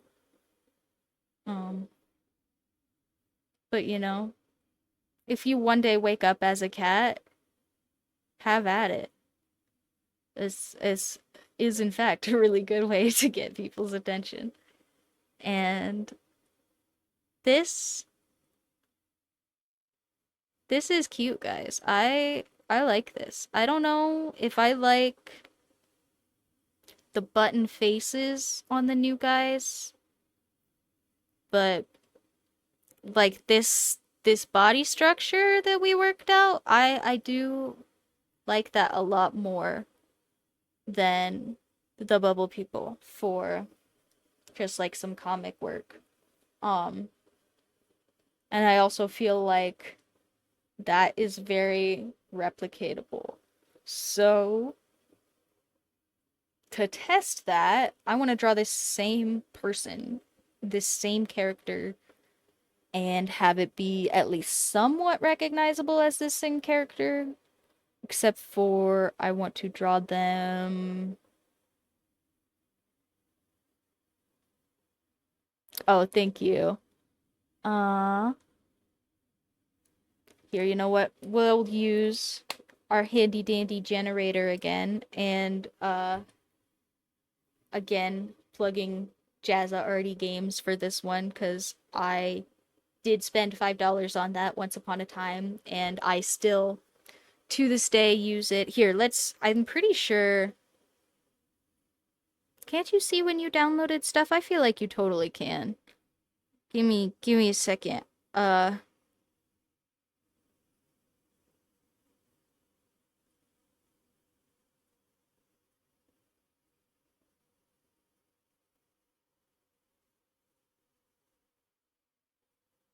oh, you know what? Did I leave it a review? Maybe I didn't. Sorry. Sorry, Jazza. I maybe didn't leave your app a review. I maybe just, said nice things about it in person. Oh. I apparently have not opened the App Store for it in a while, though, because, last year it got an update. Whoops. Uh, but I've had it for a while. I bought it while I was in college at some point, I think, or yeah, I think it had to have been in college. So, like, okay, guys, I'm gonna date myself again. I'm super old, so like, you know, sorry. I remember somebody saying I'm like twice as old as you. Stop saying you're so old. Um, uh, yeah, I probably like 6 years ago now or something. I bought this. Like 6 or 8, something like that. Uh, Depending on when it was I actually bought this, but sometime early college-ish, I think, is about when I bought that.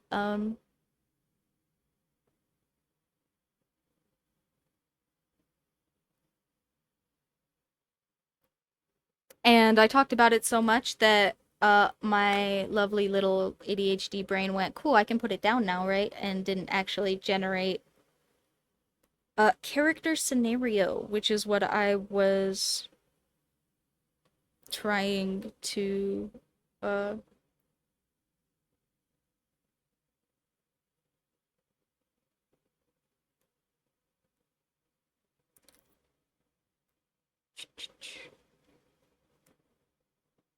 the scenarios do also have some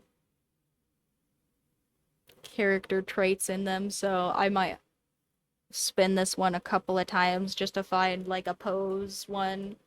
Uh oh. Yeah, sorry. I'm I try not to make anybody feel bad. I just do crap on myself a little bit and oh, definitely I have had really terrible joints like my entire life, even when I was smaller. Um, my joints are just not great. I uh many doctors have said before, am a quote very stressed out young person, and I yeah just feel old. Uh, but I don't mean to make anybody else feel bad. I know I'm not actually all that. Uh, it is quite the thing though to have my joints be worse than they already were. Uh, or I don't know how many of you guys have seen my wrist. But that's not camera discoloration. I just have a big ol' surgery patch scar thing. I had some reaction, I think, to like the adhesive or something when I had wrist surgery, and so there's just like some scarring on my hand. It's not bad or anything. I I don't know totally what it's from, but I just have some patchy scarring uh and a little surgery line cuz I got like a whole golf ball size ganglion cyst taken out of my wrist because I guess I mean I don't know for sure what caused it, but I guess usually uh what causes ganglions in younger people at least, people I think she said below 50 or something. Um so uh yeah, I think that was what she said. People of 50 or 55 or something like I don't remember exactly what counts as like senior in my area, but one of those counts as like what is like the legal term senior or whatever, and that's when they decide that this isn't how you get ganglions, but how they decide that young people get ganglions usually is from injuries. And she decided that probably when I was younger, and I do, uh, my sister smashed the crap out of my hand with like the metal end of a hose one time, which was pretty intense. It was not chill. I know it doesn't sound chill, but yeah, it wasn't. And probably this was when I was injured. Cuz I thought I had like broken my hand for a while and uh yeah, it was not great. And so I or actually sorry, it wasn't a hose. It was a broomstick, like just a metal cheap broomstick, like probably from Walmart or something. Uh, anyway, and so I am the oldest sibling, and I try not to, fight back and hurt them usually. So that one I did get screwed up a little bit, and probably when that happened, ganglions start because something in your metacarpals gets misaligned and it leaves like a space for fluid buildup basically um when they start from an injury, and so that is what she assumed caused it and what I assume probably caused it. And then for like a whole decade it just kind of sat and festered up in my wrist being crappy and contributing to my joints being bad. Um, so, because I just got this out like this year, like this is uh new for me uh to have a functioning left wrist. So I just feel old. I don't mean to make other people feel old. I'm sure other people have plenty of way better reasons to feel old than me. I just have some medical problems with my meat sack, you know. My meat sack comes with lots of factory defects, and yeah, I just feel old. I don't mean to make other people feel bad. Okay, well, good, good. I like I said, not my intention. Um,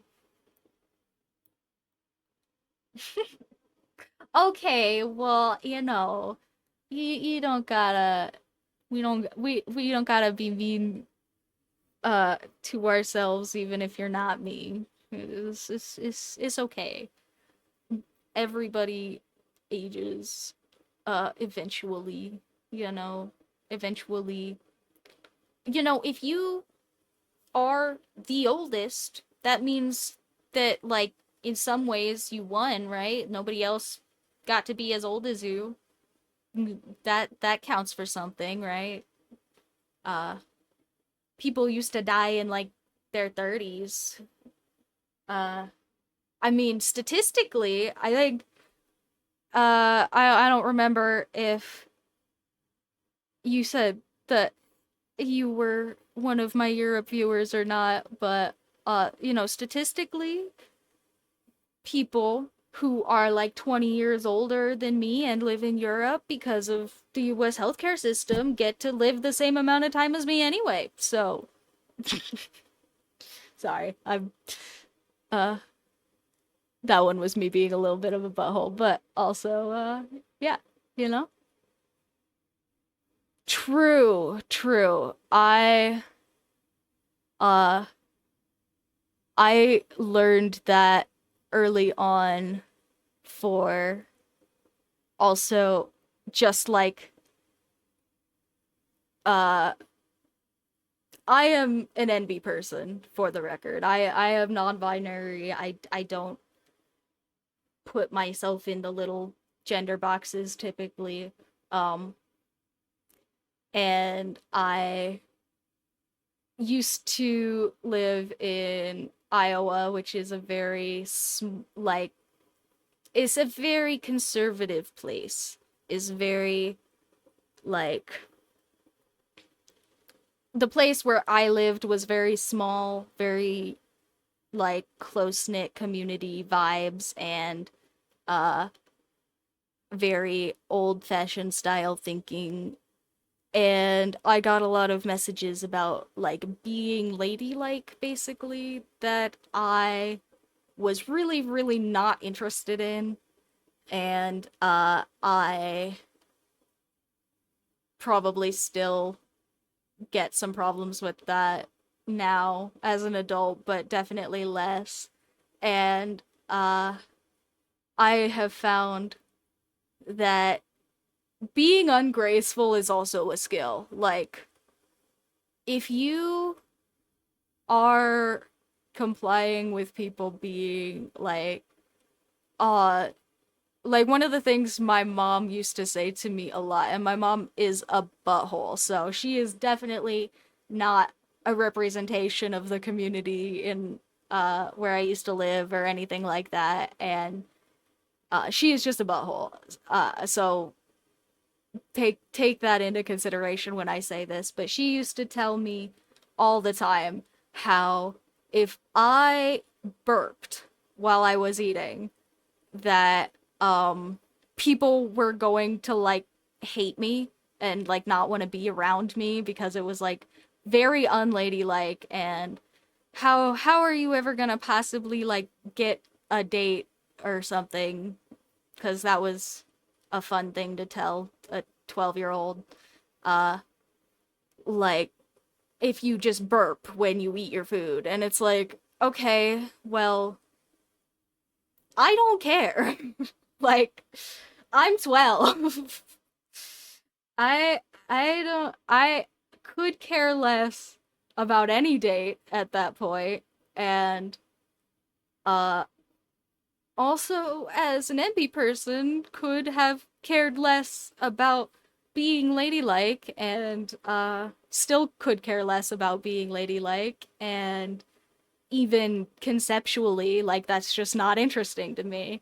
And I am not going to do it. So I think that probably um when I kind of came to that realization that it wasn't that I just wasn't listening to her, or that I, you know, felt like doing something that she told me not to do, which was not usually my thing. So it was a little weird that that one um felt so bad to listen to.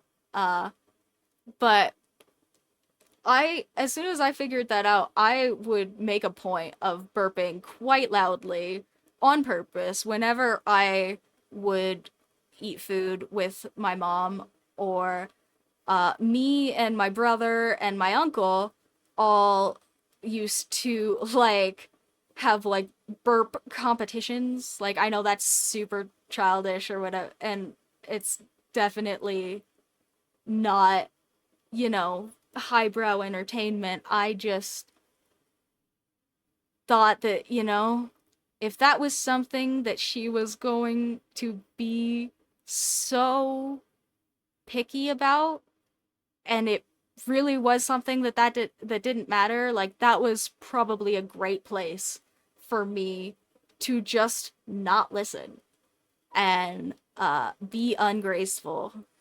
And I think that that probably was a really good starting point for me, just like not listening to her when she's being ridiculous in general. And I think that, it's just it's a good note that sometimes, you know, being a fuck up on purpose is also a skill. Like, sometimes, you don't have to do everything well, and sometimes doing things well is actually not as good.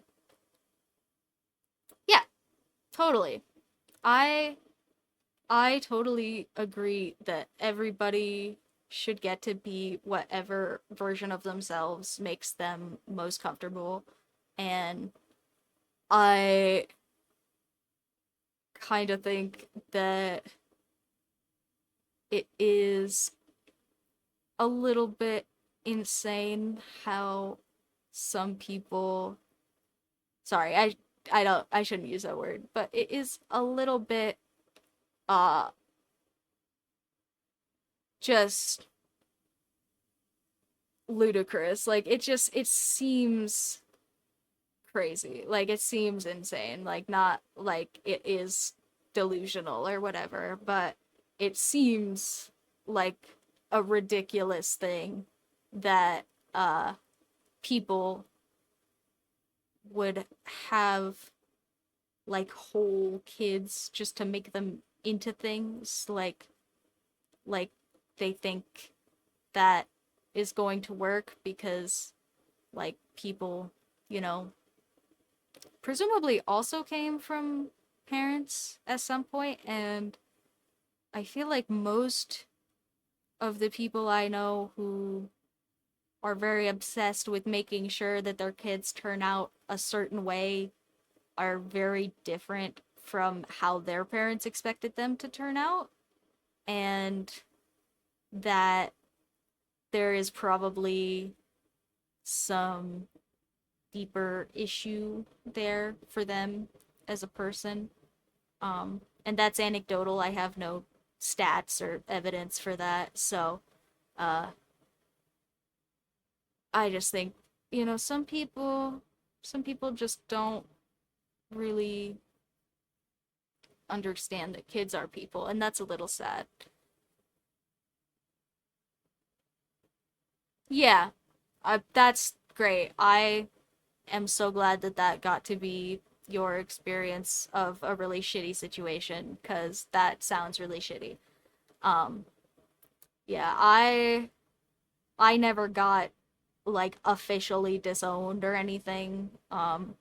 So that sounds really terrible, and I'm sure that uh there was some government program stuff that was involved in that, and uh luckily that got to be the way that that worked out for you. Um I can't imagine you're here hanging out on Twitch watching my art thing cuz uh stuff is just oh so terrible. I would hope not. But maybe, I don't know. Um but anyway, yeah, I think that it is really important to just make the most of situations that you have. Um, and yeah, it's super sad that some parents can't just like give their kids tools to be people, and they like feel like they have to do all of the peopling for them. Oh, well, thank you so much. I appreciate people being here for the art because I kind of assume that my art is poopy and I as much as I can acknowledge that I do have technical skills, I'm not usually real fond of admitting that any of my art isn't terrible. Uh, Even though I can see it and I know it's not, and I am not purposefully deluding myself into saying that it's horrible and I hate it and why do I do any artwork ever? But I do appreciate the outside votes of confidence that aren't all muddied in my bias.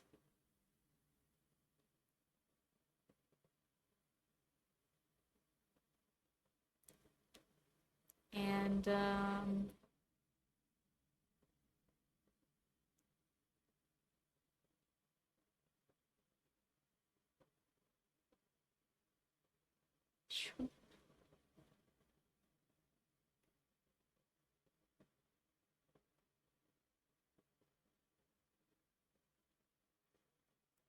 and yeah, being able to be yourself is super important. I think that like a lot of people don't learn how to express themselves because either they are not given opportunity to, or they just like don't have a reason for it. Like some people just are very comfortable and cared for very well, and there isn't really a reason for them to go find things outside of that.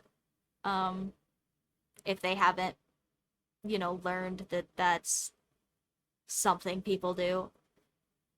And uh, I think that is probably where a lot of people get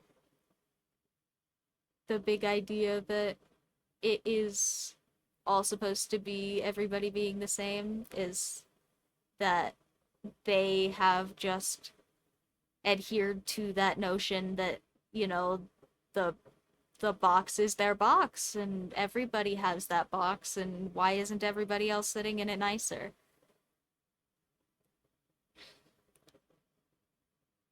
Mm. Yeah, well, that's unfortunate too. Like I said, just shitty situation, but uh just got on with it. Sounds like, probably uh was shitty, and you got on with it. So that's something. It's worth acknowledging. Uh, it's good to be nice to yourself about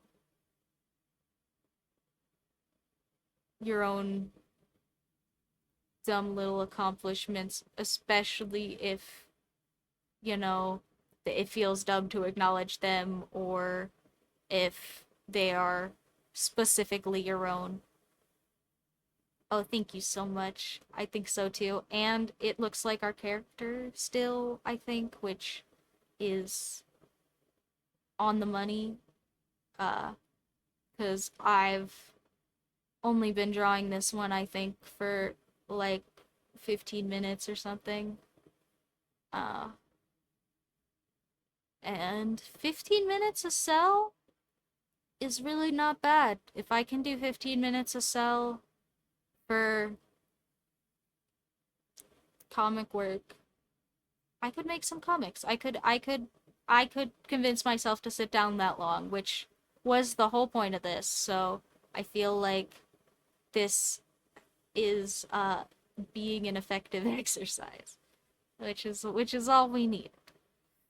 I am glad that the drawings get to be cute also though for you guys to stare at.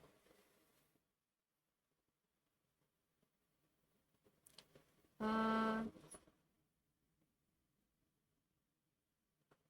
but yeah, I think that people in general and myself specifically, I notice uh if you have like a problem that is specifically like, oh, yeah, thank you. I really like comic work. Um it's just, yeah, big big projects are hard for me. So that was part of why I was trying to do this upgraded bubble people thing, was just so that can feel like less work. Um which is an individual problem for me that I should acknowledge I'm fixing and not just say, "Oh, cute people, they look so nice, thank you." But also, yeah, I am also a person, and I'm not always perfect at the things I say. Uh, but also, I do say that you should definitely give yourself space to acknowledge things you accomplish that are like uniquely things you could accomplish for you.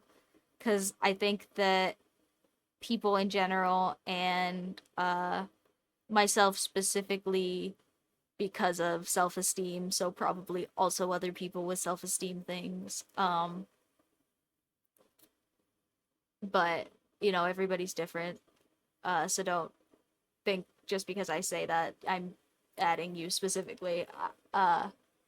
Anybody in general, I just mean that I think that it's really common for people with self-esteem issues, and I have myself noticed myself doing a lot of just dismissing things that you can't measure against other people, right? Like, if I have like a million things on my desk that I put on my desk, and I am the only one who gets to decide how many things are on my desk, it feels not as cut and dry to thank myself for cleaning it all up, right?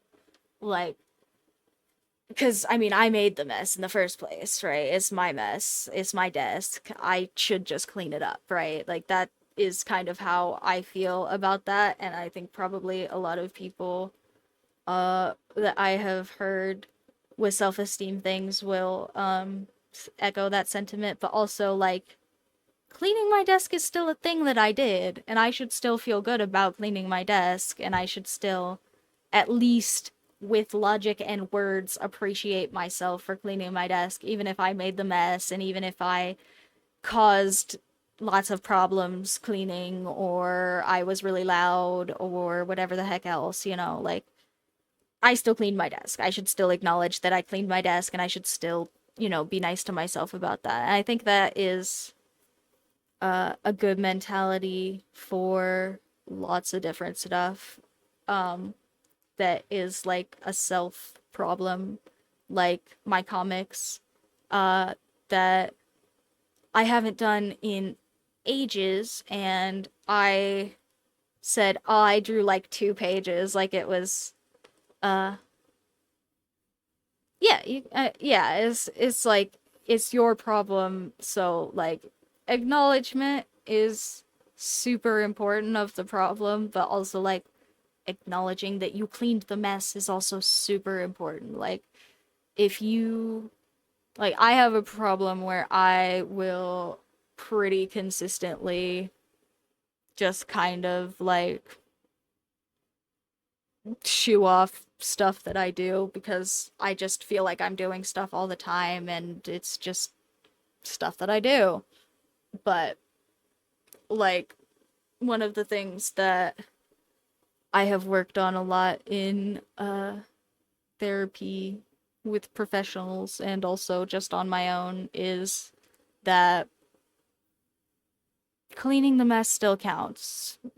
Doesn't matter how the mess got there. And it doesn't matter what the mess is, and it doesn't matter if it took forever to clean it. Cleaning the mess still counts. And that is a lot to acknowledge, but it's also very important. And when you get to the end of it, I'm sure it's really empowering. I'll tell you when I get there. Uh, but it is important to acknowledge, and it does help your brain want to do stuff again, because that is what, pride and acknowledgement and all that stuff is for evolutionarily. It's all for getting you to do stuff more. So it's important to acknowledge that when it's stuff that you want to make yourself do. Uh, and I again am a human and not a good one. Like, I mean I'm not good at being a human. So I definitely am saying that like it's easy, and it's not. It's just simple. But uh yeah, I'm not perfect at it, and I don't even necessarily feel great doing it, but I do acknowledge that it's important and that it probably has gotten me to do stuff more. So it's good to, just, take a second, go, good job. You cleaned up the mess. Good job. You put the dishes in the cupboard. Good job. You vacuumed once even though it took you 2 months to do it. Like, it's just it's good to tell yourself that it was fine to clean the mess exactly the way you cleaned the mess because the mess is clean. And especially if it's stuff that's like in the past, right?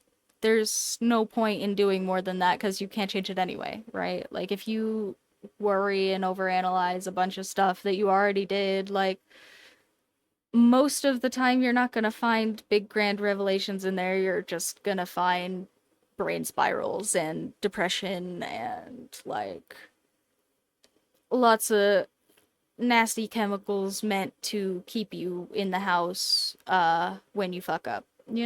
Like, it's and you don't want to go messing with all of those on purpose. So it's good. It's good to just, even if you don't do it all the time, and even if you know that you're not going to do it most of the time, to just know that acknowledging that you cleaned the mess is good. And we're drawing a maid. That's funny. I didn't even think about that. But you know what? It works. She's cleaning the mess. We are cleaning the mess of my old art style. Uh, and me not liking it. And that can be fine too. Um, I want to do one more, but I'm having trouble thinking of a pose. So, uh,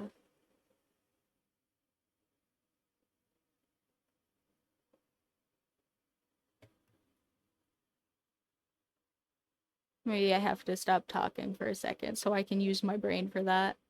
Um, cause oh yeah, I was using a generator. What happened to that? I put my phone away. That's what happened to that.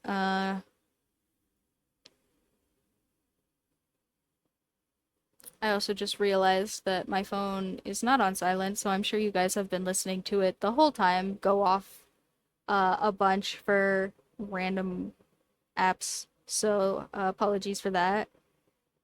I feel like it's far enough in at this point that there's no point. You guys should just listen to the sounds for the rest of it at this point. I mean, nobody's. I feel like if you were bothered by it, somebody would have said something, surely. Uh, I was gonna make a joke and say, if you guys didn't tell me about it, you just aren't. But that now I feel mean, so I'm not going to. I I do that all the time. I don't know if like here we'll do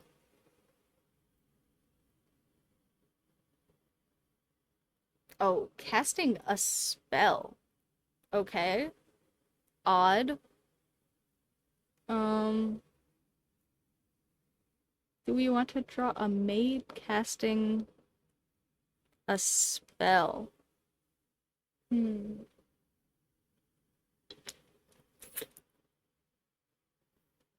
You know what? I do actually have uh a little bit of motivation for this one, so I think I'm gonna skip that one just because I don't really want to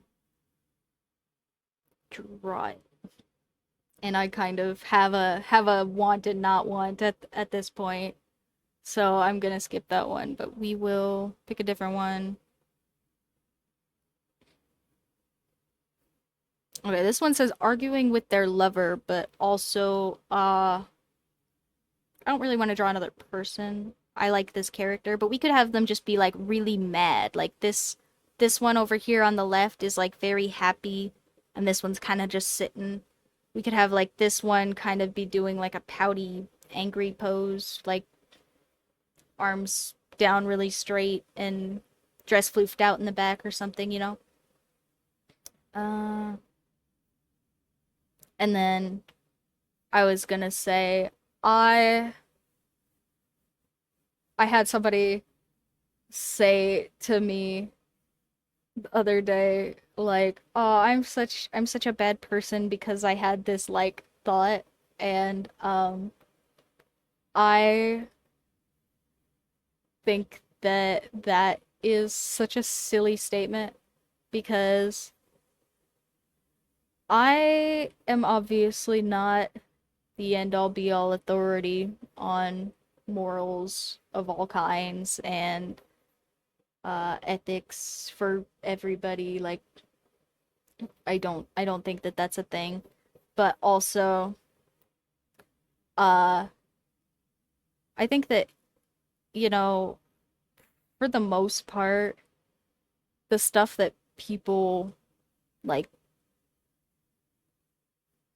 that other people will judge whether or not makes people good or bad is like not in your head, right? It's like stuff you actually do.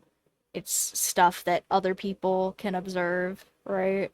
Like if I think about being the nicest philanthropist guy ever and I decide I'm gonna give all of my money to charity and go live on a mountain with nothing or something, right? And I think all of that in my head. I don't then get to go and take credit for all of that if I haven't actually done it, right? Like I wouldn't go to someone right now and be like, "Oh my God, I just thought about saving the world. I'm actually like the best dude.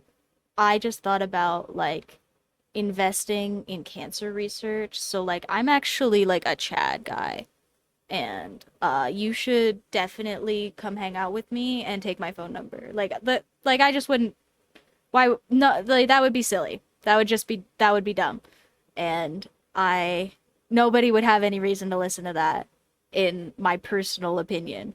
I would not have any reason to listen to that if somebody did that to me.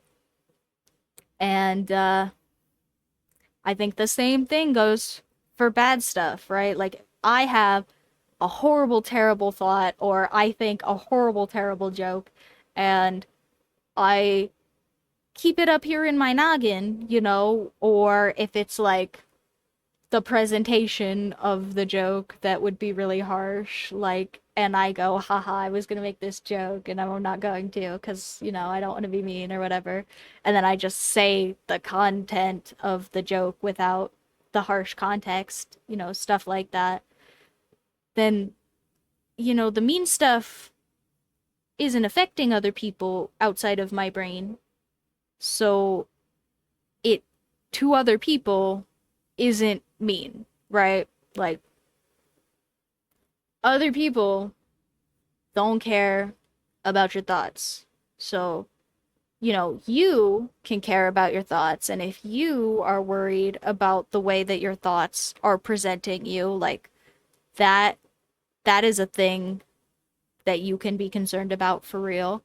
But also, like, I think that deciding whether or not you are a good person based on like things that you think or like your intentions or whatever is kind of silly cuz like uh what's that say the road to hell is paved with good intentions, right? Like you can be the nicest intending person and just do really terrible things because you have decided that those terrible things are what are going to bring about your very nice outcome for everyone, right? Like like there's a saying in uh like literary writing that like great villains uh think that they're doing good because it's a lot more accessible to people to see villains that, you know, want climate fixed and just think that the way to do that is killing all the people or that they want like I don't know, they want their parents back or something because it's actually just like a sad little kid with superpowers, but also they think that the way to do that is by demolishing cities or something, right? Like lots of really great supervillains uh have what are on a surface level good intentions, right? Because they are things that sound good when you hear them. They are things that, if you did something different to bring them about, would be good things. But, like, intentions aren't the point, I don't think, even though lots of people would like to pretend that they are. And I think that you, you really shouldn't decide who you are based on that one nasty thought you had that one time.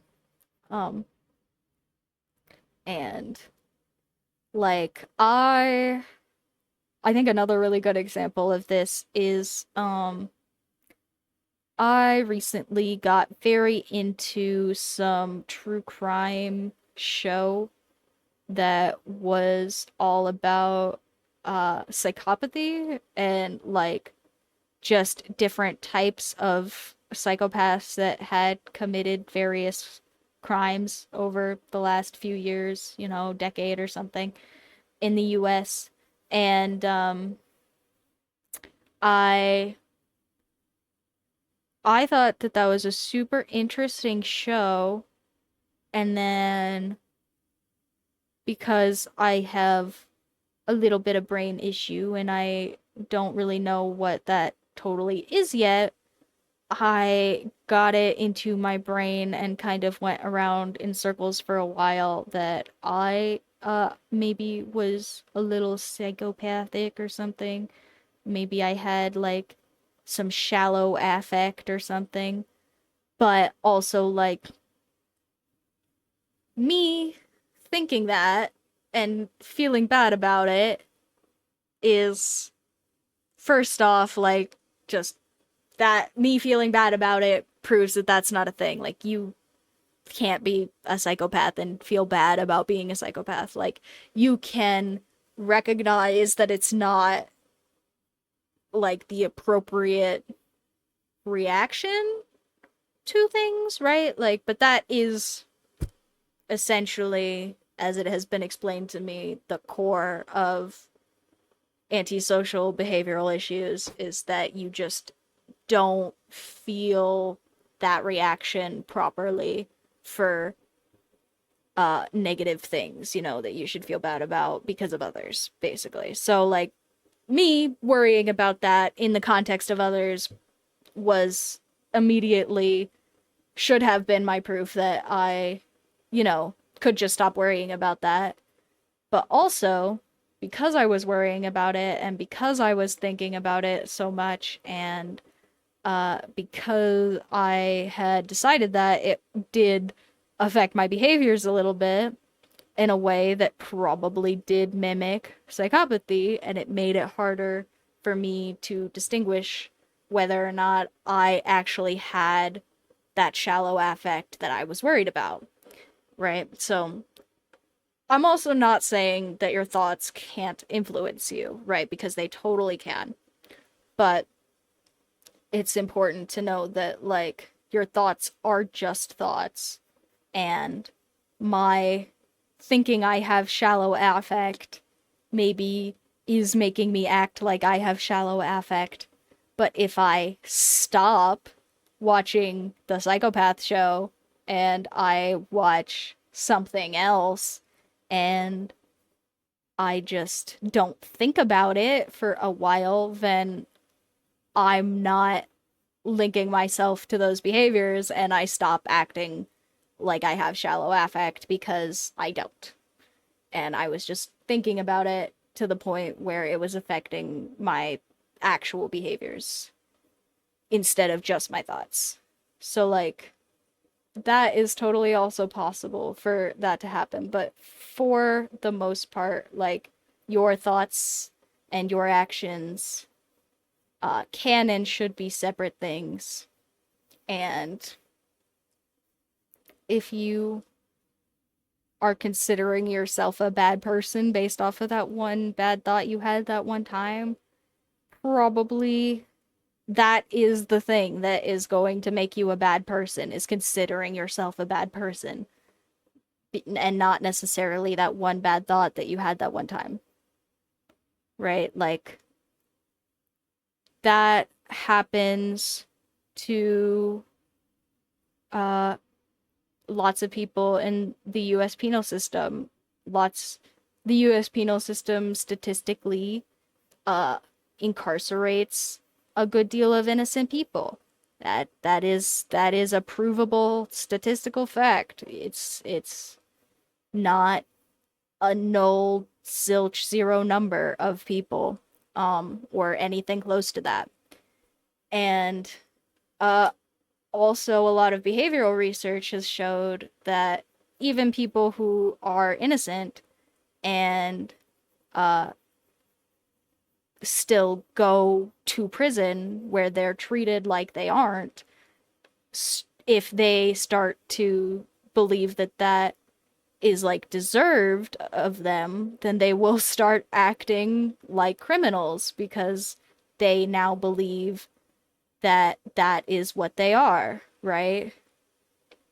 So it's really, so again, I I don't want anybody to hear me say, you are not your thoughts and decide, okay, cool, I'm gonna like plan a murder now, because that's not what I mean. But, sometimes thoughts just happen. Sometimes they are not based on big, deep sea, big, uh, deep rooted, deep seated things like where you need to worry about whether or not you're a whole psychopath or a good person or whatever the heck else, right? It's not always that serious just to have even a pretty disturbing thought. Like sometimes your brain just fires a little bit weird and you get a little bit of a disturbing thought. And if you notice it and you go, man, that's a disturbing thought, probably you can feel okay because probably that part of you that's going, that is a disturbing thought, uh, is not going to let you do it. Like, as long as you acknowledge that part, right? Like, it's not, it's not always a big, like, yeah, too many innocent people is a real thing. The US penal system could definitely use some reform, uh statistically. Uh, but also the US creates a lot of unique issues for itself by deciding none of its infrastructure needs to work together. Uh so as far as I know, that's one of the more expensive changes that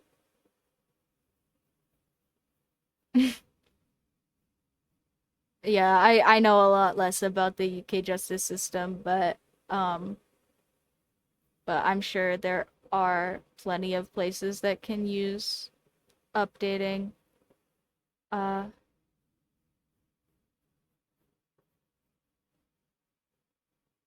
One of my favorite justice system facts, and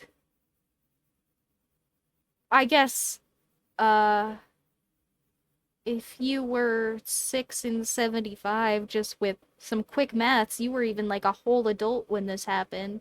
But like one of my favorite penal system facts is to remind people that uh the last guy to be executed by an official body of not the government but like an official body happened in like the 90s. So, you know, like we are not quite as far from, bloodletting and shooting people for funsies as people would like to assume, I think. Uh and people as like a group have kind of short memories, unfortunately. It makes it hard uh to get stuff updated all the time because it's hard to get people to do stuff about stuff they don't want to think about or stuff they can't think about or won't, or yeah, it's a bit sad, but it's not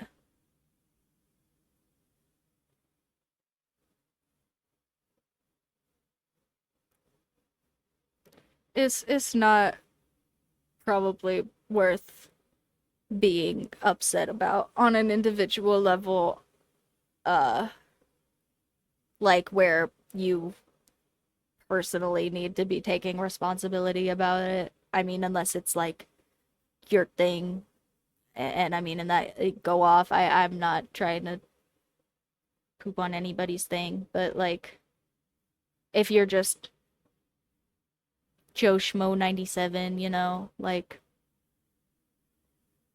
you probably don't have to be thinking about how terrible it is. Uh,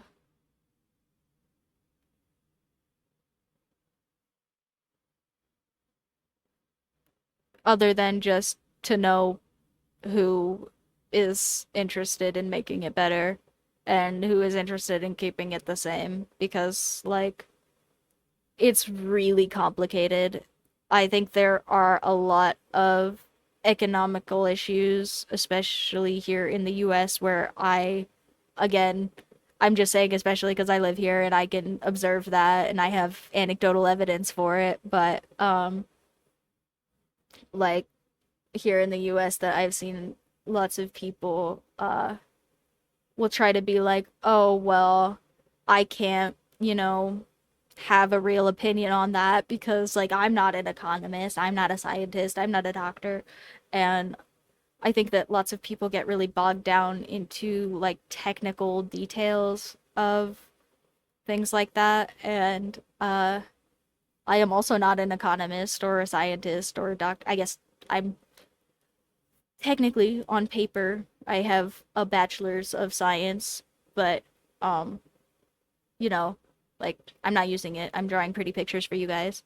And I just still can know that like that statistically has been proven to be bad and I don't need to know how to fix it to know that it's bad, right? Like I don't have to have all of the technical details of like why it can't be fixed right now to know that it should be, right? Like it it's not, those things aren't mutually exclusive.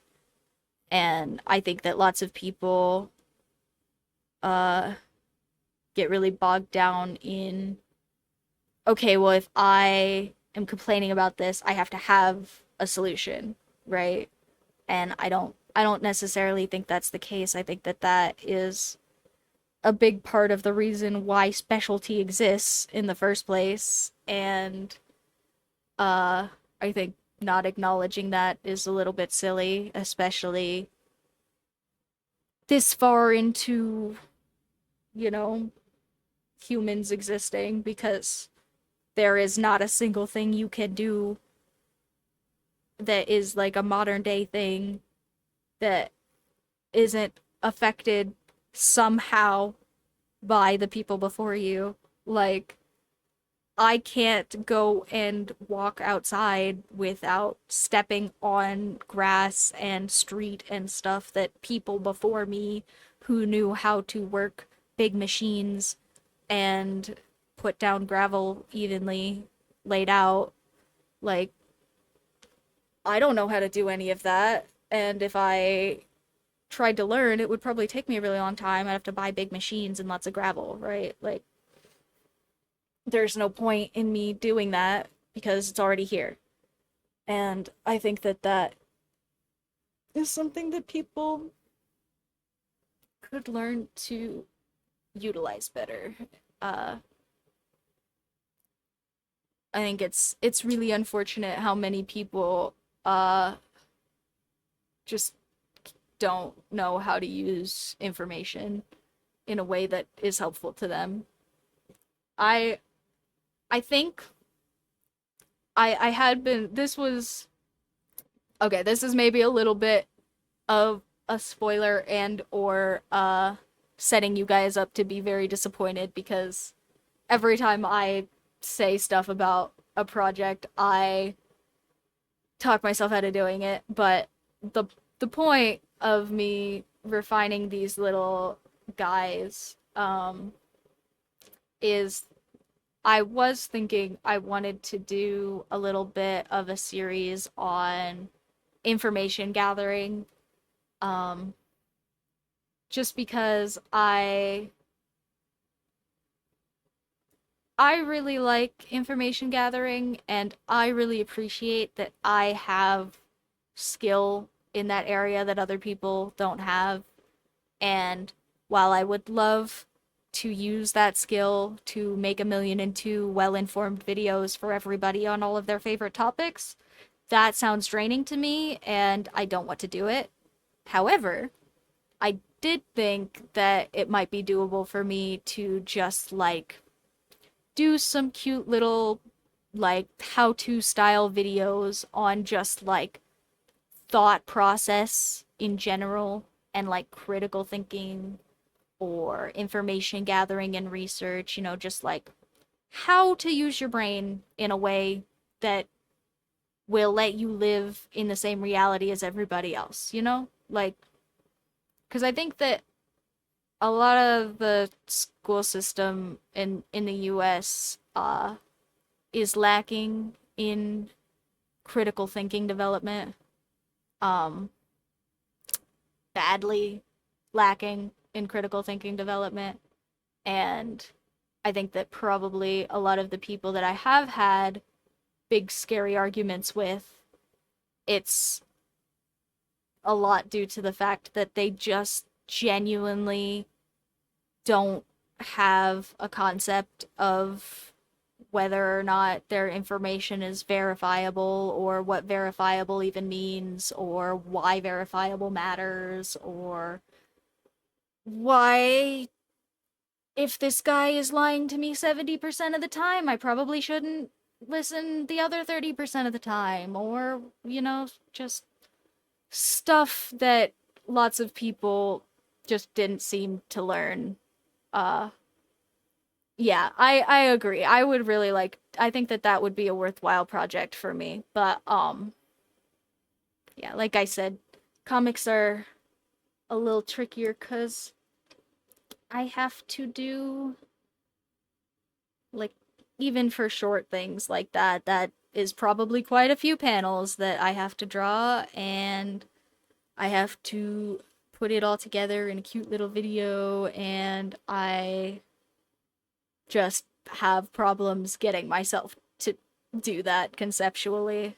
Uh, so maybe with some cute little TBN people. I still didn't think of a better name for them, but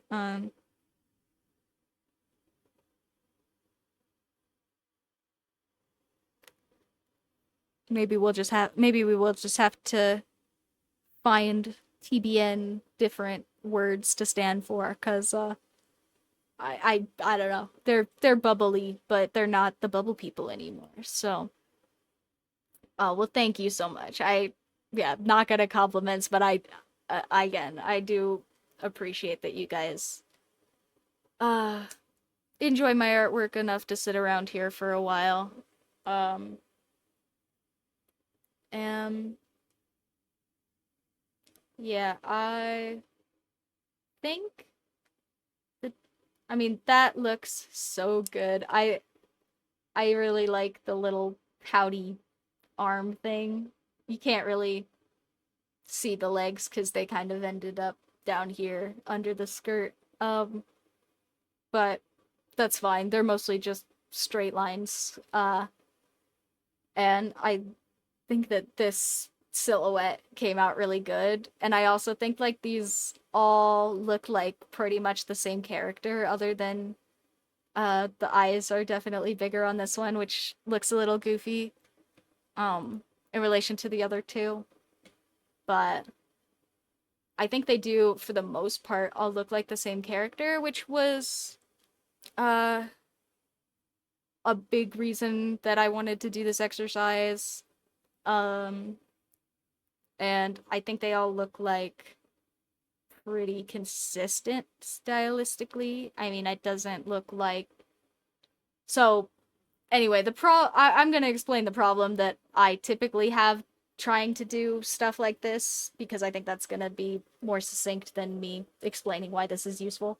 Uh but the problem I typically have when I try to do like more comic-y style characters that are also less simplistic than my bubble guys is if I get really into stuff, I usually start hyper focusing and I get a little bit manic about hyper focus sometimes, where I do stuff fast and not carefully. And if I have just like cartoons that aren't based on anything and aren't in my little bubble style that I know starts with two circles and everything has to be two circles, and if I don't start with two circles it looks weird, like if I tried to do something between that and like,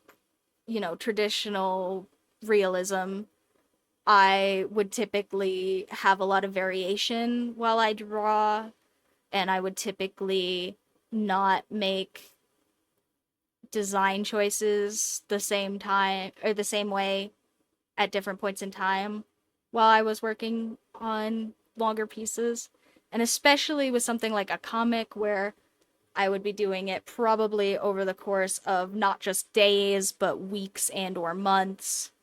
It is really important to make sure that you feel comfortable and confident drawing all of those shapes and lines and people a million times and that they remain recognizable.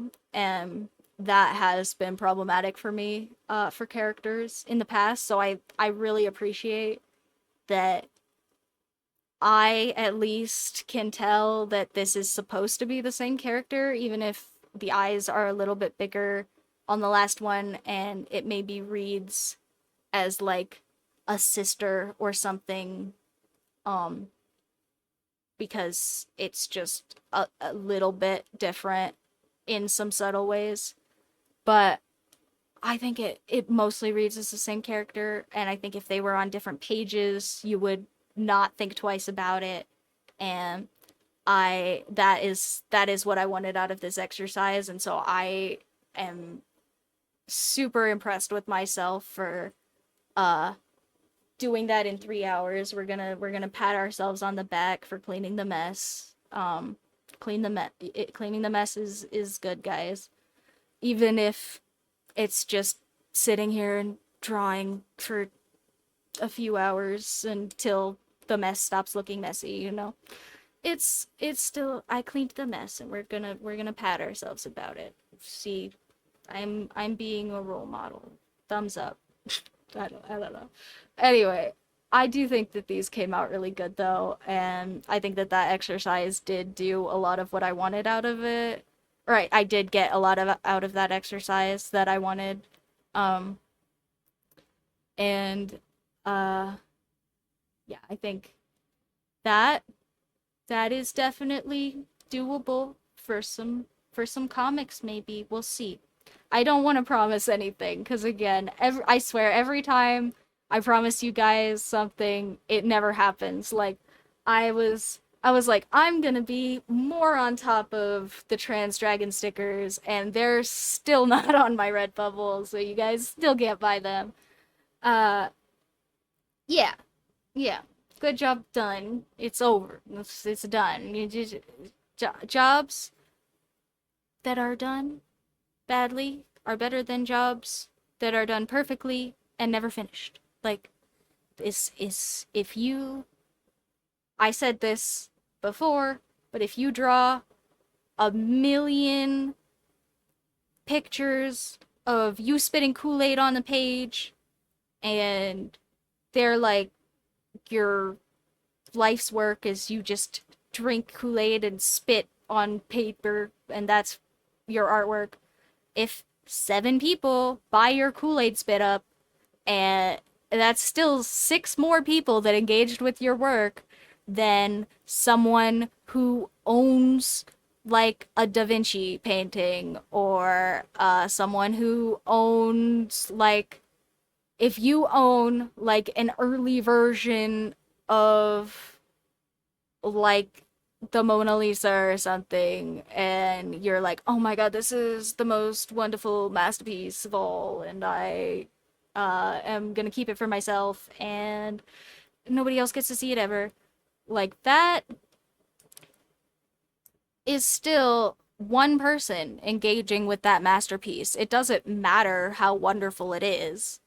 It's still one person outside of the artist that gets to engage with it, because one person decided that they were going to take that one piece, and somebody gets to decide that at some point. So if you have a million Kool-Aid spit ups for people to buy, one person can't decide. I mean, unless one person decides they want to buy a million of your Kool-Aid spit ups, in which case I guess probably you should just sell them and, retire early. Uh but like if you sell 7 Kool-Aid spit ups, you've still engaged with 6 more people than one Da Vinci painting that sits in somebody's attic. Like it's it it's really important to make sure that you are not so on top of yourself being good or perfect or even acceptable, even like adequate. Just if you are worried about being okay and it's making you not do stuff, just be bad on purpose. Like, that's another place where being ungraceful on purpose can be a skill, is when you feel like you can't do stuff, because just be bad on purpose. Being bad at stuff a million times is how anybody gets good at anything, and is very important. Yeah. Artwork should be enjoyed and not locked away. I totally agree. And if somebody really does have like a Monet or a Da Vinci and it's sitting in your attic and you aren't letting anybody look at it, you are an ugly person on the inside, and that is sad for you. Um, and that's all I have to say about that. Uh, Art is awesome and should definitely not be an individual experience. And I think if you make it an individual experience, it definitely takes away a lot of the art part of art. Um, because like even artwork that is meant to be like individualized in the experience part, like if you go to like a showroom or something where it's like an individual walkthrough or something, like that's still intended for you to then leave and use that personal experience to engage with others. Like, it's not, there is always meant to be something that is communicated to another person from artwork, right? So, and it doesn't matter what that artwork is, and it doesn't matter like who made it, or even if it's literally like your grandma painted a still life of some fruit that was rotting and it looks like the fruit that was rotting, and your grandma doesn't consider herself an artist and she just said she painted some fruit, like that is still your grandma sitting down and deciding, I think that the way that this rotting fruit looks is interesting enough that I would like to take it and use my hands and my skills and motivation and put it on this canvas for other people to look at, even after it rots more than this. That's still like you, a person, wanting to take something from your personal experience and share it with other people, even if it's very literal, like painting some rotting fruit or drawing a picture of your grandma painting some rotting fruit. Like can it can be very literal and still be intended as communication, right? Like it's not something that typically benefits from being isolated, right? If you take a great abstract painting and you put it in a single room with somebody who can't talk to anyone or look anything up and doesn't know anything about the artist and doesn't know anything about the piece and can't engage with that artwork in any other way other than sitting in that room and staring at it, probably they're not going to have an enjoyable experience of that art, even if it's a great piece of artwork, because it isn't because that is an isolated experience in a way that art isn't meant to be experienced in, right? It isn't there isn't any way for you to personally engage with that artwork without having outside context, right? And I think that that is a super important point. So, on that note, hopefully, I think I am gonna be done for now, and I think that these came out really great, and hopefully, me, excuse me, refining that a little better and having some more practice with this faster style is going to make me feel better about maybe doing some comics for you guys. But again, I don't want to promise anything and get anybody's hopes up. Because I am really good at setting up expectations for myself so that I can disappoint people and make myself feel bad and then yell at myself about it. It's not good. Don't do that. Don't be me. But also, I do know that that is a problem I have. So, yeah, I don't want to promise anything because I don't want to make it like a deal. But that was the intention of these. So, hopefully, that can do something and I can get maybe like some little infograms or something out for you guys or like some cute little shorts.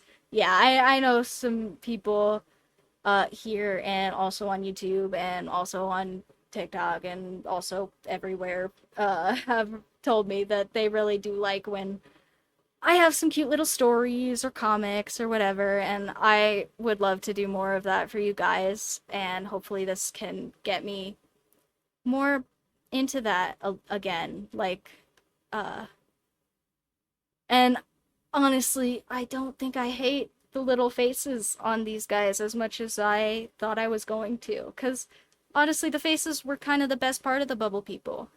Um, they were kind of the whole part of the Bubble People. Sorry. I don't mean to yell in my microphone there, but they definitely were just kind of expressionary. So like, yeah.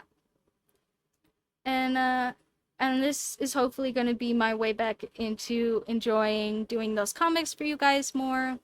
And uh I do hope to get some of that out for you. If you want to go and check out some of my stickers. Uh, I have all of my Linktree stuff fixed and updated, and I still don't have the Trans Dragon stickers up, but I have been putting out most of my just like big community notification things on YouTube community board or post YouTube post site section. I don't know what it's actually called on YouTube. I think it's called the community board or something like that. Anyway, the spot where you put community posts on YouTube is where I have been notifying people of stuff. And if I do find myself getting around to actually putting up those Trans Dragon stickers, I will make sure to notify everybody that those are out finally. If they come out before next year, you know, if they don't come out before next year, I probably will just decide that whatever Pride stickers we make next year are way more worth putting up. And if I do anything else, like a project that is like a comic or anything where I want some extra engagement for you guys, that's been where I've been putting stuff lately that is just like community stuff is there on YouTube. I do also, like I said, have a subreddit, but it's empty. There's not really stuff there. If you guys want to go and uh, hang out, look at my sketch stuff, I do the sketch dailies there, so there is a new post every single day there, but it's also just a sketch of something I did, and those all do go up as shorts on YouTube. So if you'd rather just watch the short once a week, those go up on Tuesdays. I try to make sure that they're up every Tuesday at some reasonable hour. And Yeah, those are all on YouTube also. I put those also on TikTok if you guys use TikTok. I don't really, but I put stuff there. Oh, thank you so much. I appreciate all the engagement for you guys. Wherever you're watching here, or if you're watching this later on YouTube, or if you're watching this later here on Twitch, I appreciate all the engagement from you guys. And even though it's free for you guys, it helps me potentially maybe make some money. And so I so appreciate, you know, any of you guys just being little parts of my numbers. That's very nice for me. And yeah, so if you guys want to engage here on Twitch, watching me or my VODs is a great way to do that. If you guys want to go subscribe to me on YouTube, I do put all these VODs up there on YouTube also if you want to watch them there instead. Or if you like falling asleep to people talking or something, I have all of my long me talking VODs on YouTube. So feel free to put lots of watch time on my account. I appreciate you guys. But yeah, so that's all up there on YouTube if you actually want to watch it, or if you want to just give me some engagement for funsies because you like me and I appreciate you. Um, and if you want to go and check me out on TikTok, I don't engage much there, but I do have an account where I put the shorts and long form content that isn't here will all be on YouTube. So if I do something like a comic uh, with any sort of animated component, that will probably be where it ends up if you want to go and check me out there. My Linktree also has my Redbubble, which is where any of my stickers or drop shipping products are going to be if you want to get like a cute little mug with my astronaut guy on it. I have like my little astronaut guy up there as a sticker.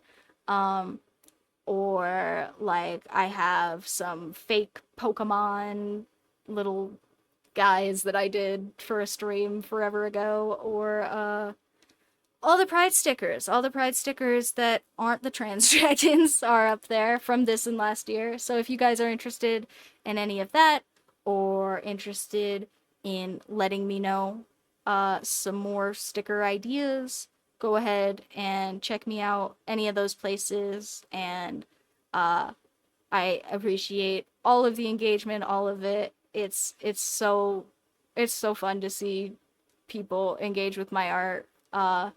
Especially because, like I said, it's hard for me to do myself, so it's nice to watch other people. Oh, thank you. The unicorn is probably my favorite from this year. Um, so uh, upvote the 2024 Pride unicorn sticker on the Redbubble if you guys want a recommendation or something. I don't know.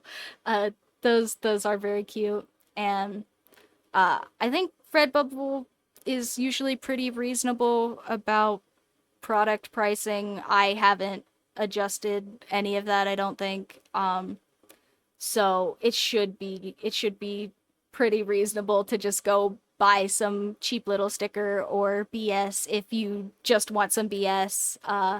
I am not advertising these as great nice products because I don't necessarily think that they are, but if you want to buy just like a sweater and at some point the unicorn might fall off and you can still wear the sweater, that's totally valid.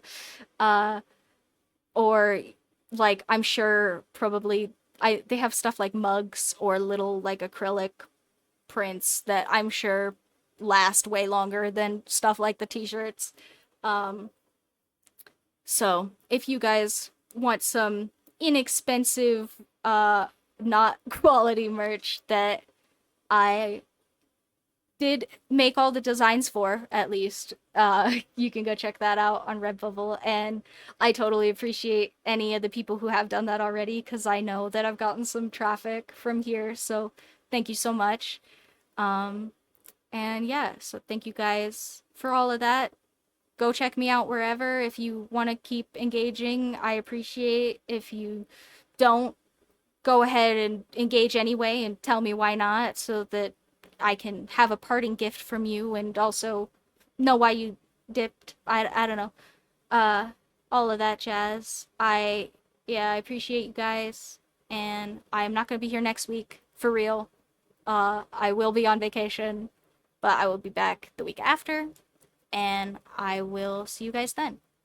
And I think that's all my plugs. So I'm gonna let you guys stare at our cute little maid, and I will see you guys all in a couple of weeks. Bye.